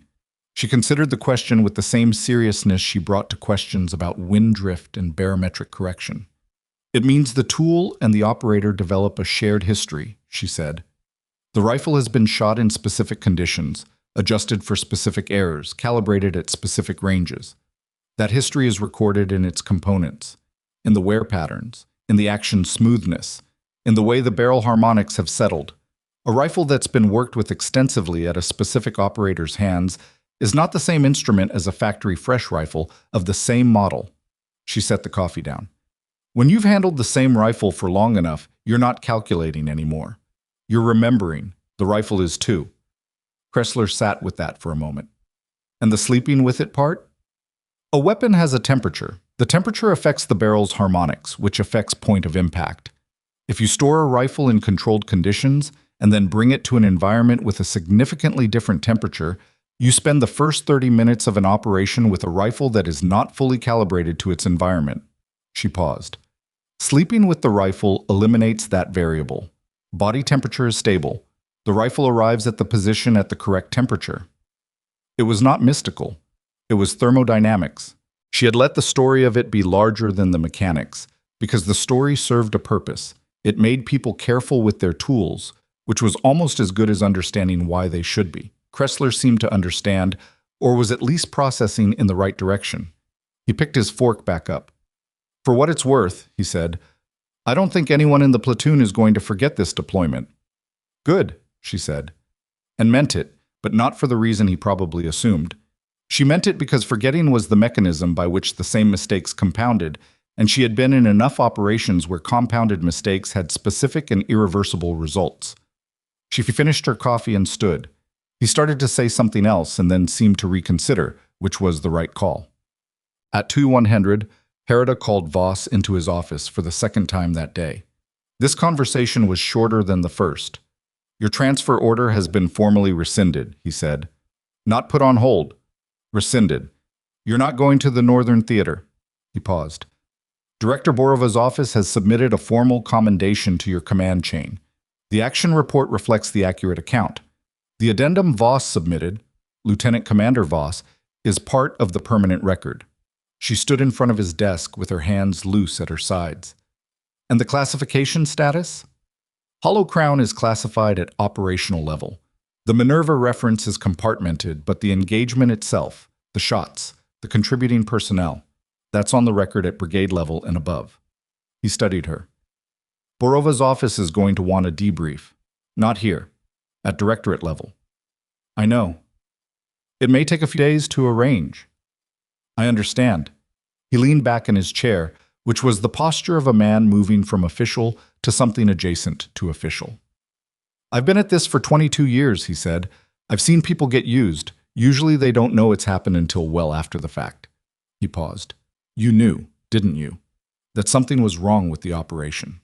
She thought about how to answer that. I knew the ambush was more deliberate than the intelligence suggested. I knew the compound's defense had been designed against our specific methodology. That told me someone had given them information. She paused. I didn't know the information came from inside. I assumed it did, which is a different thing. You made the shots anyway. The platoon was in the kill zone. The origin of the intelligence failure wasn't relevant to the immediate problem. He looked at her for a moment. That's either very professional or very cold. It's both, she said. Usually. He made a sound that was almost a laugh, compressed enough to be something less. Get some sleep, Sergeant. You've been awake for 30-some hours. She went. In the days that followed, FOB Trident processed the events of Operation Hollow Crown the way organizations process large disruptions. Not cleanly and not quickly, but with a certain grinding inevitability. The formal proceedings against Drost were initiated through military justice channels, and the signals data that Renner had routed through Borova's office was confirmed within 72 hours. The encoded transmission contained operational details about the secondary routing and ISR methodology transmitted to a known intermediary in the region 6 hours before the mission launched. The encoding had been a commercial cipher layered over a military format message, exactly what Borova had predicted. Drost's own system metadata, pulled from the operations center's network logs, placed his personal device at the origin point. He had not denied it when detained. That was the detail that moved through the FOB with a particular weight, not that he'd been caught, but that when the evidence was presented to him, he had simply stopped, sat down, said nothing. The specific silence of a man who had calculated all the way to the end and found there was no more calculation to be done. Sable's situation was happening in rooms that FOB Trident had no visibility into. What filtered down was fragmentary and imprecise, the kind of institutional whisper that traveled through unofficial channels when official channels were deliberately quiet. What Herida knew, and did not share broadly, was that the Joint Command Directorate's investigation into Sable's conduct over the preceding 2 years had identified a pattern of unauthorized deployments and information-sharing arrangements that went significantly beyond Hollow Crown. The word used in the single official communication, Harada received was systematic. It was a word with specific legal weight in the context it was used. Voss did not follow this closely. She understood the broad shape of it, that Sable was not someone who would be in a position of authority over anyone for the foreseeable future, and that the mechanism she had put in motion by routing the signals data had accomplished what it needed to accomplish. The specifics of what happened to him after that were, in the operational sense, outside her zone of control and therefore outside her consistent attention. She kept her routine, maintenance, calibration, physical conditioning in the pre-dawn window when the FOB was at its quietest. She had always found that the maintenance of routine in the aftermath of significant events was the most reliable way to prevent the kind of cognitive drift that made people unreliable. The dwelling, the replaying, the reconstruction of decisions already made and irreversible. She was not immune to it. She simply had better tools for managing it. On the third day after the mission, she found the rocky outcrop near the north perimeter, where she sometimes went to sit and calibrate her weather instruments. The space was useful, exposed to the wind on three sides, which made it a useful data collection point, and far enough from the generator noise that the acoustic environment was clean. She was there for 40 minutes when she heard someone approach. Two people, judging by the footfalls. She didn't turn. Dabrowski and Parrott stopped a few meters back. Parrott she knew less well. A senior operator, 12 years, the man who had asked the first honest question in the debrief tent. He had a quality she had noticed during the mission, and afterward. He looked at things until he understood them, which was a rarer trait than it should have been. "You're going to Borova's office," Dabrowski said. Not a question. "When the logistics are arranged. What happens to the program after that?" She considered the question. Borova's been waiting for a documented engagement to justify bringing Minerva under directorate oversight. That's what she said. Which means the program continues, just with different supervision. She paused. Probably more deployments. Not less. Dabrowski was quiet for a moment. "Does that bother you? The deployments or the oversight?" "Either." She thought about it honestly. The oversight is better than the alternative. Sable was using the program as a private asset pool. She stopped. "People in my program exist in a gray area. The classification protects the methodology, and it protects us. But it also makes it easy for someone in Sable's position to use that protection as cover for something else." She paused. "Accountability is inconvenient. It's still better than the alternative." Parrott spoke for the first time. "The men want you to know something." His voice had the particular directness of someone not inclined toward diplomatic softening. "What you did in the valley, the shots. We've all been on operations. We've all seen exceptional marksmanship. What you did wasn't in that category. It was—" He stopped. "There isn't a word for it that doesn't sound like we're exaggerating." She looked at him. "We're not exaggerating," he said. She turned back to the instruments. "You would have found a way out. Harada had a QRF staged at the secondary LZ. If the gun hadn't been neutralized in the first 5 minutes, they'd have had a 12-minute window before air support arrived. It would have been a bad 12 minutes, but it was survivable." "That's generous," Dabrowski said. "It's accurate." She made an entry in her notebook. "Generous would be letting you believe that the only thing standing between your platoon and catastrophe was one person with a rifle. That's a fragile way to build an operation." A pause. "The men renamed the outcrop," Parrott said. "The position you fired from. They're calling it something." She had heard this. The name had filtered through the base in the imprecise way that names attach to places. "I know. Does it bother you?" She thought about the question with the same seriousness she'd given Kressler's. "No," she said finally. "Names are how places get remembered. Places that are remembered are places where the lesson that happened there is more likely to be remembered too." She paused. "If remembering the position means remembering what went wrong before the shots were necessary, then the name is worth something." Dabrowski made a sound, acknowledgement, not quite agreement, the sound of a man who was still processing and didn't want to pretend otherwise. They stood there for a moment in the wind, the three of them, and then Dabrowski and Parrott walked back toward the phobie interior, and Voss returned to her instruments. On the 5th day, Lieutenant Commander Dale Voss received his official notification. 2 documents. The first was a formal administrative review of his conduct during the pre-mission briefing, initiated by the Brigade IG's office based on Parrott's signed testimony and the corroborating accounts of 5 other platoon members. The review noted specifically the assignment of the specialist marksman to the lowest priority overwatch position without operational justification, and the initial action report language that had obscured her contribution.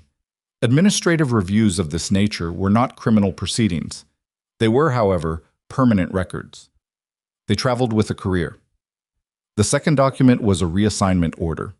He was being moved from operational command to an advisory billet at a training installation in the continental United States. The order was framed as routine rotation. Everyone who read it understood what it was. He read both documents in his quarters, sitting on the edge of his bunk with the papers on his knees. He sat there for a while. He wasn't constructing an appeal. He had spent the past 5 days in the gradual grinding process of understanding that there was nothing to appeal because the record was accurate, and the record was what had produced both documents.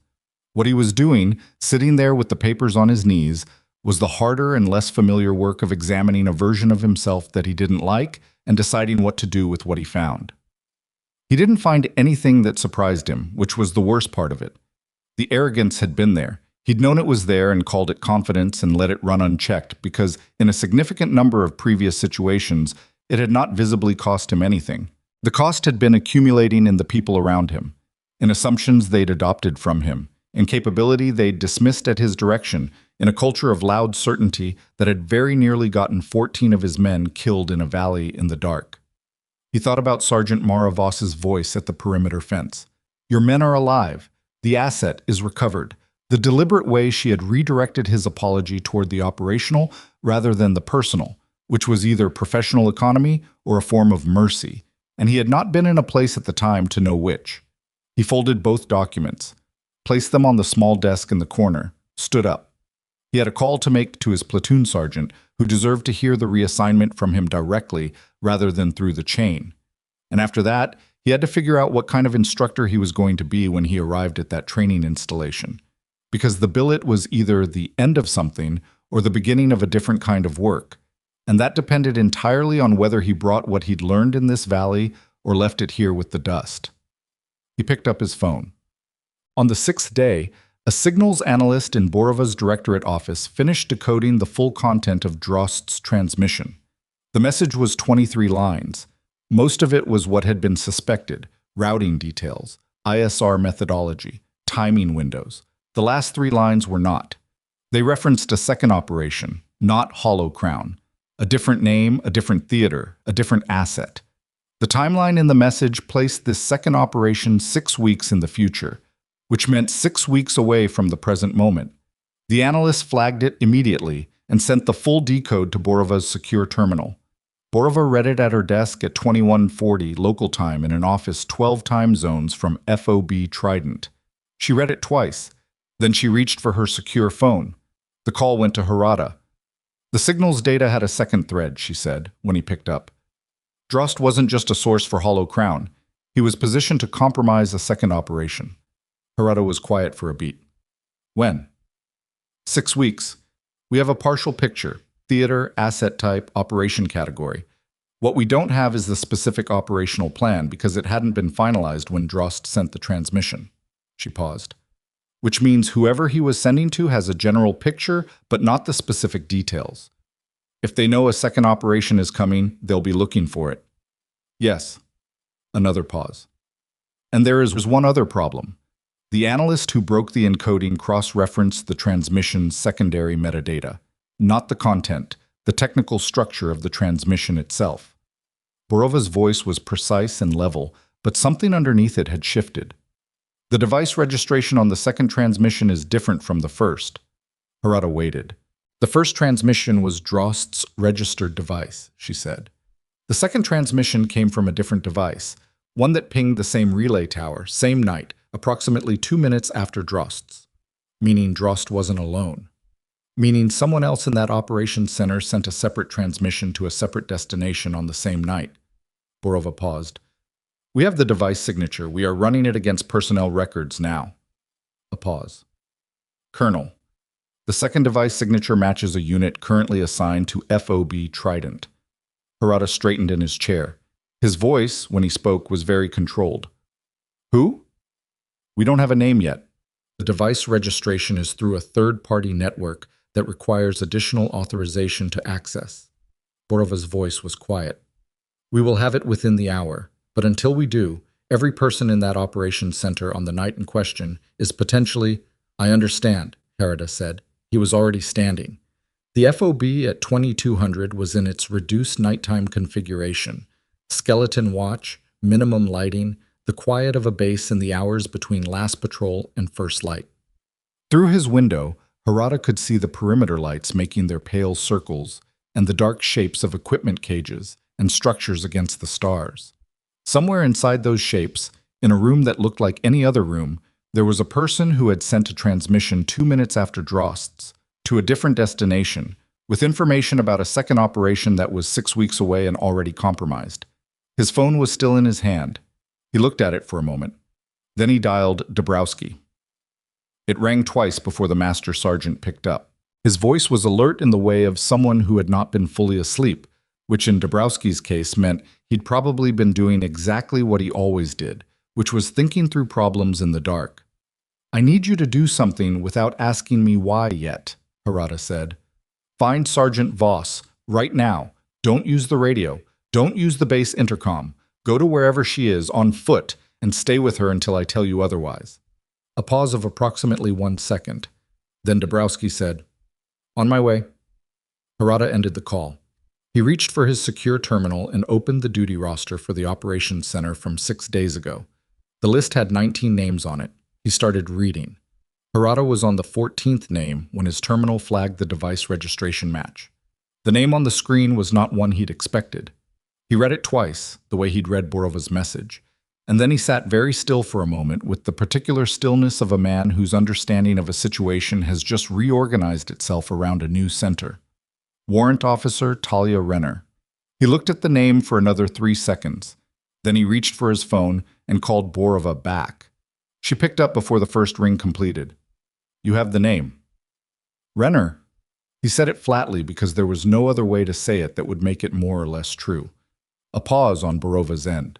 Brief, but real. She filed the material witness hold. She routed the signal's data to my office. Yes. Which means either she's not the second device, or she knew the data was coming and positioned herself to control where it landed. Harada kept his voice level. If she's the second source, she knew Drost's transmission had been captured in the signals log. She knew Sergeant Voss had pulled it. She filed the hold and routed the data herself to stay ahead of the investigation, to be the person handing us the evidence rather than the person we were looking at. Another pause, longer this time. That's a significant operational move, Borova said. She's an intelligence officer. Significant operational moves are what she does. Harada stood up from his desk. Where is Dabrowski right now? I don't know. I sent him to find Sergeant Voss 5 minutes ago, without radio. He moved to his window. The phob's nighttime geometry was unchanged. Same lights, same shapes, same quiet. Renner has access to the base communication logs. If she's monitoring for movement related to her own exposure, she knows something shifted the moment I made that call. Can she run? The fob is perimeter secure. She can't get off base without going through the vehicle checkpoint or the flight ops manifest. He was already moving toward the door. But she can do damage before we reach her if she has time. What kind of damage? She knows every piece of evidence we have. She routed most of it herself. She knows what's been filed, where it went, and who has copies. He stopped at the door. And she knows where Sergeant Voss is because she's had access to base movement logs all week. He opened the door and stepped into the night. What? Dabrowski found Mara Voss where he'd expected to find her, which was not in her quarters. She was at the equipment cage near the south wall, running a calibration check on her scope's reticle illumination by the light of a small red-lens torch, the kind of task that looked like insomnia, but was actually the disciplined maintenance of someone who used equipment in the dark and understood that failures in equipment happened when equipment wasn't checked. He came up at a pace that was fast enough to communicate urgency without generating noise. She saw him at 20 meters and was already setting the rifle down when he reached her. Harada sent you, she said. On foot, no radio. Something broke. He stopped. He didn't tell me what. She looked at him for a beat. Then she looked past him, across the phobie interior, in the particular way she looked at things when she was processing spatial information, not at a specific point, but at the whole picture. "Renner," she said. It wasn't a question. He heard that and felt something shift in his chest.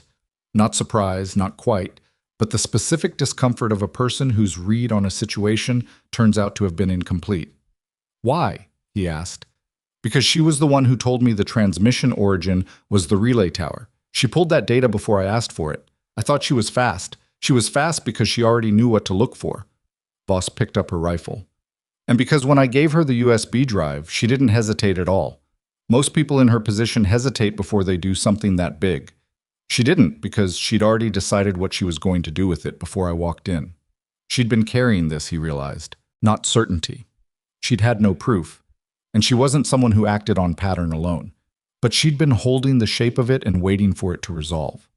She put the data in Borova's hands herself, he said, which means she has visibility into what Borova's office knows, and when they knew it." Voss moved toward the phobia interior. "If the device match came back to her, she'll know that too. She has access to the signals chain." He fell into step beside her. "Harada? We need to reach him without going through anything she can monitor." She paused, thinking through the phobia's communication architecture with the quick efficiency of someone who had spent the past week learning it. "The flight ops landline. It's hardwired, not networked. She can't tap it without physical access." They moved. The flight ops building was a squat structure near the landing pad with the specific utilitarian ugliness of something built to function rather than last. At 22:15, it was staffed by a single duty officer, a young lieutenant named Varda, who had the expression of someone 2 hours into a 6-hour watch and managing the tedium with practiced resignation.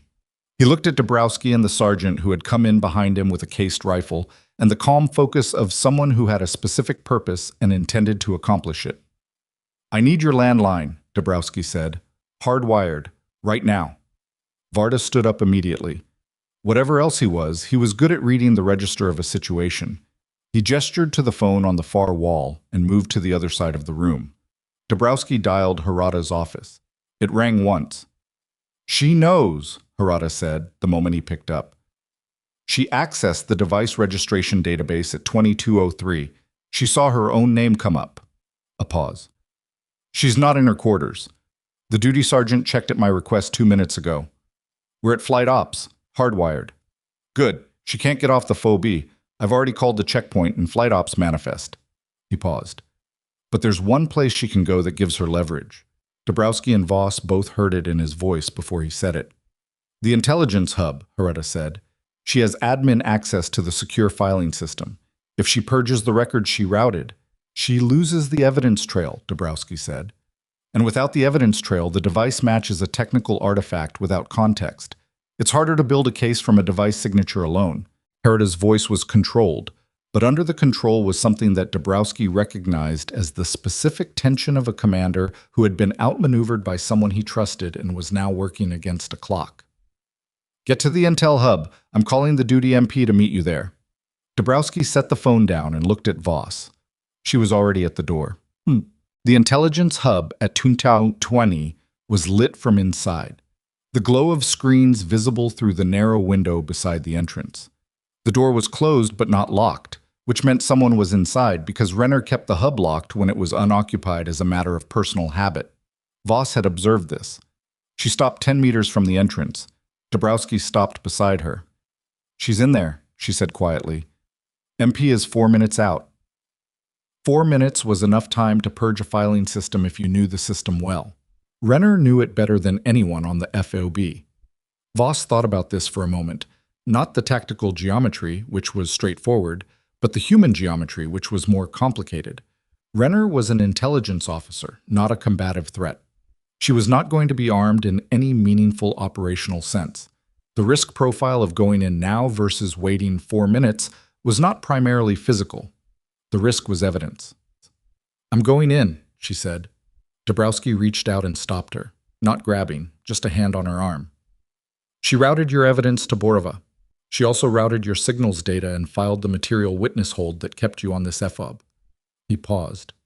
"Whatever else she is, she did those things." "She did those things to control the investigation from the inside," Voss said. which means she also decided which evidence reached Borova and which didn't. She looked at him steadily. I need to know what she kept.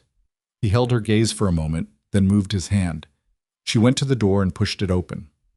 Renner was at her terminal. She was not purging files. She was sitting very still with her hands in her lap and her eyes on the screen, and when Voss came through the door, she turned with the unhurried movement of someone who had been expecting this and had spent the past several minutes deciding how to meet it. She looked tired. Not the tired of someone who had been awake too long. The tired of someone who had been carrying something heavy for a long time and had just put it down. I didn't purge anything, she said. Voss looked at the screen. The secure filing system was open but unchanged. The documents she'd filed throughout the week were intact, the routing records present. She took this in, then looked back at Renner. Why not? She asked. Renner was quiet for a moment. She looked at her hands. Because I spent 6 months doing what Sable's network needed me to do. And I told myself the information I was passing was low-level, operational coordination, nothing that would directly hurt anyone. She stopped. And then Hollow Crown happened, and 14 people were in a kill zone because of information that ran through me, and one of them was a woman who shouldn't have been there in the first place, and I... She stopped again. I had to choose what I was. The room was quiet. The terminal screen threw pale light across Renner's face and made her look older than she was. The second transmission, Voss said. What did you send? A warning. To a contact outside Sable's network, someone I trusted to get it to the right channel. Renner looked up. I told them the operation had a leak, that the ambush was deliberate, and that if someone with the right authority didn't move quickly, Sable would classify it into silence. She paused. I didn't know if it would reach anyone in time. I didn't know if Borova's office would act on it. She exhaled. I sent it, and then I watched what happened and tried to make sure the evidence ended up somewhere that couldn't be suppressed. Voss looked at her for a long moment. Contact you sent it to. Yes. That's how Borova knew to call Harada.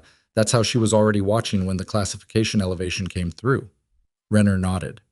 Voss was quiet. She thought about the architecture of what Renner had done. The intelligence officer who had been compromised, who had recognized the moment Hollow Crown created, and had then used every tool available to her to redirect the situation toward a different outcome. It was not clean. It was not innocent. It was the specific moral mathematics of a person who had done wrong and then done something to counter it, and the two things did not cancel each other out, but they also did not simply stack. You're going to have to tell all of this to Borova's investigators, Voss said. Everything. The 6 months, the transmissions, the contact, all of it. I know. That's going to be, Voss paused. It's going to be what it is. I can't tell you what the outcome looks like. I know that too. Renner looked at her screen. I'm not asking for anything. I'm just telling you I didn't delete it. She paused. For what it's worth. Voss considered her. The exhaustion in Renner's posture was real. The particular exhaustion of someone who has been managing a moral fracture for months and has finally stopped managing it. Whatever judgment came next was not Voss's to render. That was what institutions were for, imperfect as they were. It's worth something, Voss said. Not everything. Something. The door opened behind her, Dabrowski, and behind him the duty MP, a solid staff sergeant named Okoro, who took in the room with the efficient visual sweep of a person trained to assess situations and moved to Renner's position with the practiced calm of someone doing a routine administrative function rather than an arrest. Renner stood, without being asked, and put her hands in front of her. She didn't look at Voss again. She walked out with Okoro with the quiet dignity of someone who had made their decision and was now living inside it. The debrief with Borova's investigators happened over 2 days, conducted via secure video from Harada's conference room.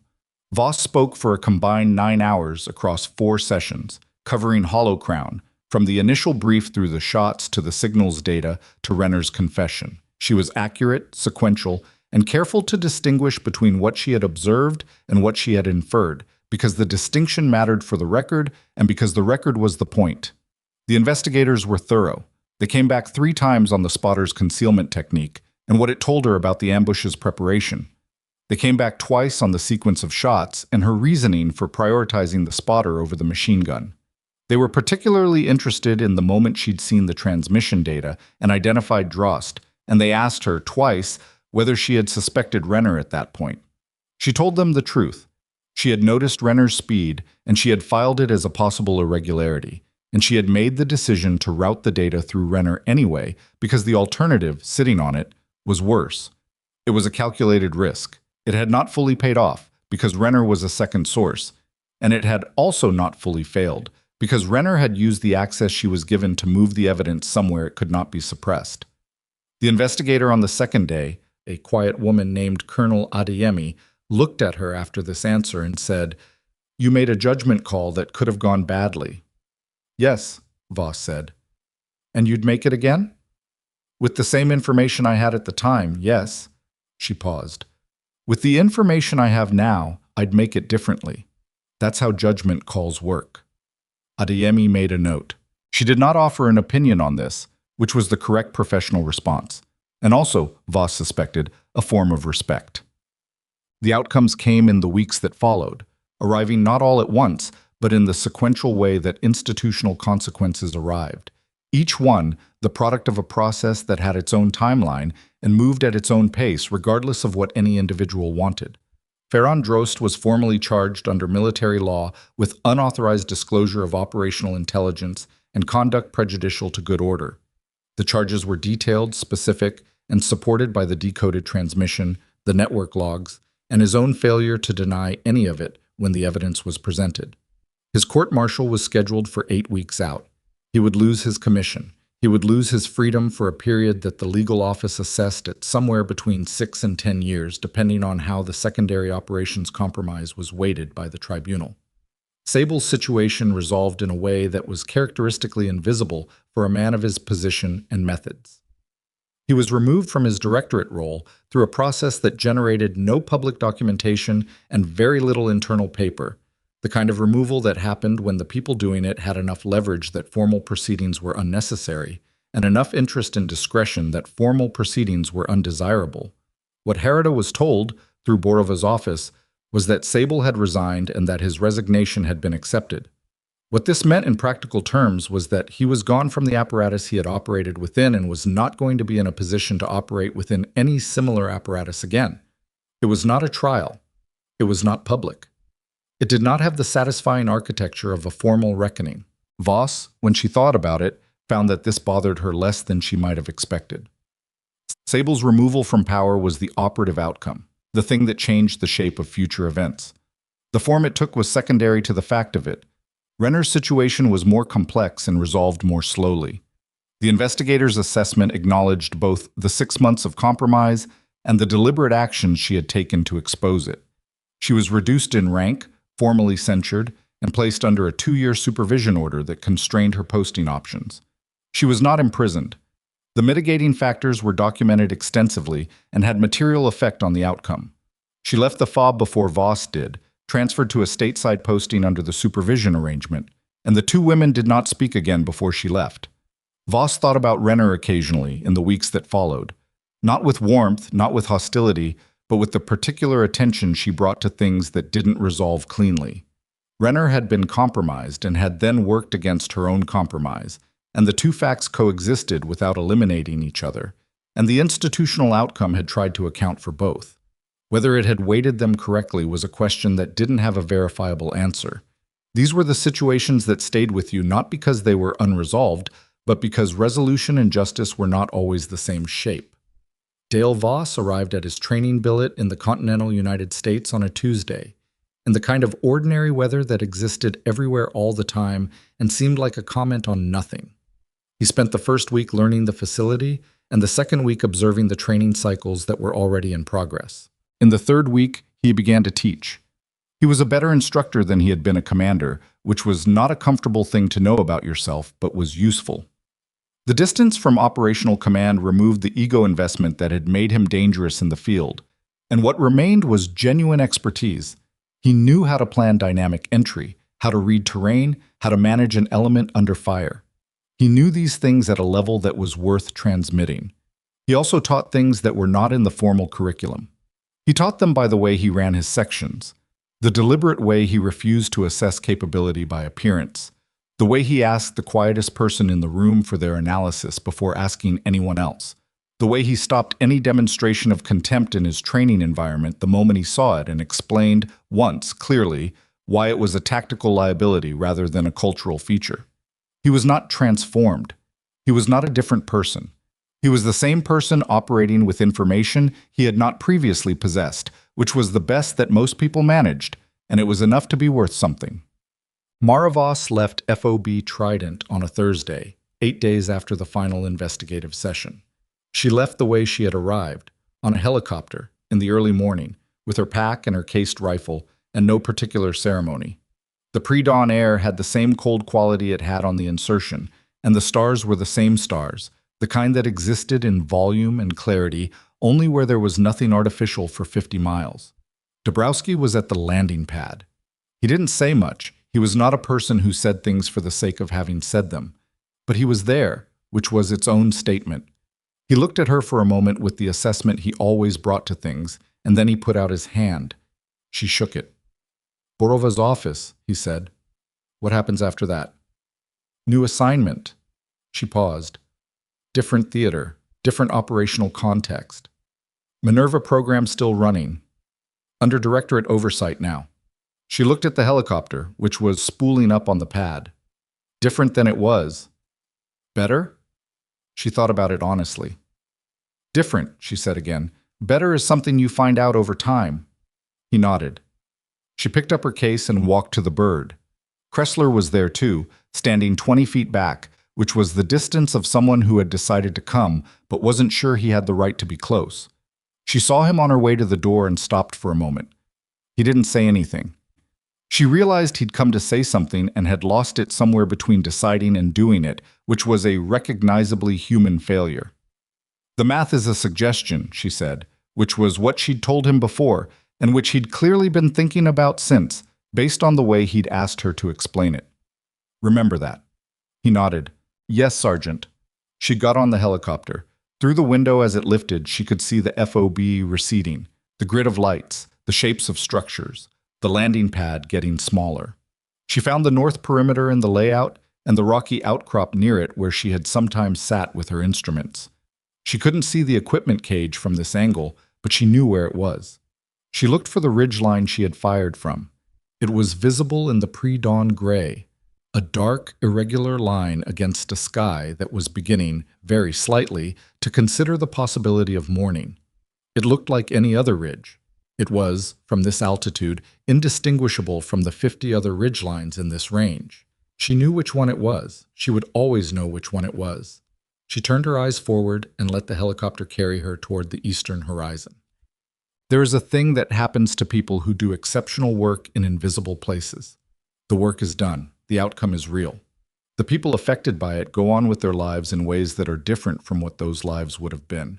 And they carry the effect of the work without always being able to name its origin. This is not tragedy. It is simply the nature of work done at a remove. It propagates outward, changes the shape of things it touches, and then becomes part of the landscape so thoroughly that people stop seeing it as anything other than the way things are. Minerva Voss understood this. She had understood it for a long time, and she had made her accommodation with it without particular bitterness, because the alternative, the need to be seen, the need for the work to be credited, the need for the outcome to have her name on it, was the kind of need that compromised the work itself. It made you visible at the wrong moments. It made you hesitate when hesitation cost lives. But Hollow Crown had been different, not because the shots were the most difficult she had ever taken. They were close to it, but the variables at another time and another terrain had been worse. Not because the stakes were higher. 14 lives were 14 lives. And she had been in operations where the number was larger. It was different because someone had tried to use her work to erase her. Not incidentally, not as a side effect, but deliberately. Sable had deployed her as a disposable contingency, a human element to be used and then reclassified. He had looked at a person and seen a tool, which was the oldest and most persistent category of error that human beings committed against each other, and he had built an entire operational structure on top of it. The error had been his undoing. The tool had looked back. She did not think of this as justice, exactly. Justice implied a system that reliably produced correct outcomes. and she had seen enough to know that systems were unreliable in ways that mattered. What she thought of it as was accountability, the specific phenomenon by which actions produced consequences. And the people who had constructed careful structures to avoid consequences found that the structures had limits. Sable had found the limits, Drost had found them, and something that had been running in darkness for 22 months had been brought into a register where it could be examined and stopped. The woman in the dark office, Director Borova, had told her something in the final investigative session that Voss had been carrying since. She'd said it at the end, after the formal portion was complete, in the slightly different register that people used when they were speaking as individuals rather than as institutional representatives. She'd said, "You were the demonstration I needed. I'm sorry that demonstration cost you what it did." And Voss had looked at her through the screen for a moment before answering. "The cost was worth it," she said. "Not because of anything that happened to me, because the thing that was running is now stopped, and the next person Sable would have used as a disposable contingency will instead be used correctly." She paused. "That's worth the cost." Borova had been quiet for a moment. Then she'd said, "The program is changing. The oversight is real now, not theoretical. I want Minerva graduates involved in designing the new structure, the selection criteria, the deployment protocols, the accountability framework. People who have been inside it and know where its weaknesses are." She'd looked at Voss directly. "I want you involved." It was not a field assignment. It was a different kind of work, institutional, slower, less direct in its effects. The kind of work where you changed the shape of how things were done rather than doing the specific thing yourself. She had thought about it for the rest of the session and through the 2 days that followed, and she had arrived at an answer in the way she arrived at most answers, by identifying what the situation actually required rather than what she personally preferred. The program had been used as a weapon against its own people. The people who knew it best were the ones best positioned to prevent that from happening again. Staying in the field and leaving the institutional design to people who hadn't been inside it was the easier choice. It was also the less responsible one. She sent her answer to Borova's office the morning she left the FOB. The answer was yes. 6 weeks after Operation Hollow Crown, in a building in a city that was not named in any document related to this account, a new oversight framework for the Seventh Asymmetric Reconnaissance Group and the Minerva selection program was formally adopted under Joint Command Directorate authority. It ran to 43 pages and covered selection criteria, deployment protocols, chain of command accountability, and a new provision that had not existed in any previous version of the program's governing documents. The provision stated, in language that was precise and unambiguous, no Minerva-trained operator could be deployed into an operational environment without full disclosure to the operator of the operational parameters, including all known risks, all contributing intelligence assessments, and all potential mission outcomes that had been modeled by the planning authority. The provision further stated that operators retained the right to request independent verification of any intelligence assessment before accepting a deployment. In plain language, it meant no more disposable contingencies, no more using people as tools without their knowledge, no more building an operational plan around the assumption that a person's exceptional capability absolved the institution of its responsibility to that person. It was 43 words in a 43-page document. It was the part that mattered most. The person who had written the language for that provision was a sergeant, recently promoted, over her own mild objection, to staff sergeant, who had contributed 6 weeks of institutional design work while simultaneously completing the preliminary training assessments for a new class of Minerva candidates. She had written it late at night, in a building without windows, in the same small, precise script she used for wind readings and barometric data and the sequential logic of problems she needed to work through by hand. She had written it because she knew what it was to be deployed as a contingency without disclosure. She knew the specific experience of operating inside a plan whose full parameters had been withheld from you, not in the abstract, but in the concrete and physical sense of lying in a rock hollow in the dark, while 14 men's lives turned on 2 shots that the person who sent you there had calculated as acceptable losses in a scenario he had not shared with you. She wrote it so that the next person would know. That was the whole point. Not the recognition, not the commendation that now existed in a classified record she would probably never personally read again. Not the Overwatch position that had been renamed by people whose lives it represented. or the formal salute from a man who had seen the mark on her rifle and understood what it meant. Those things were real, and they had mattered, each in their specific way, but they were not the point.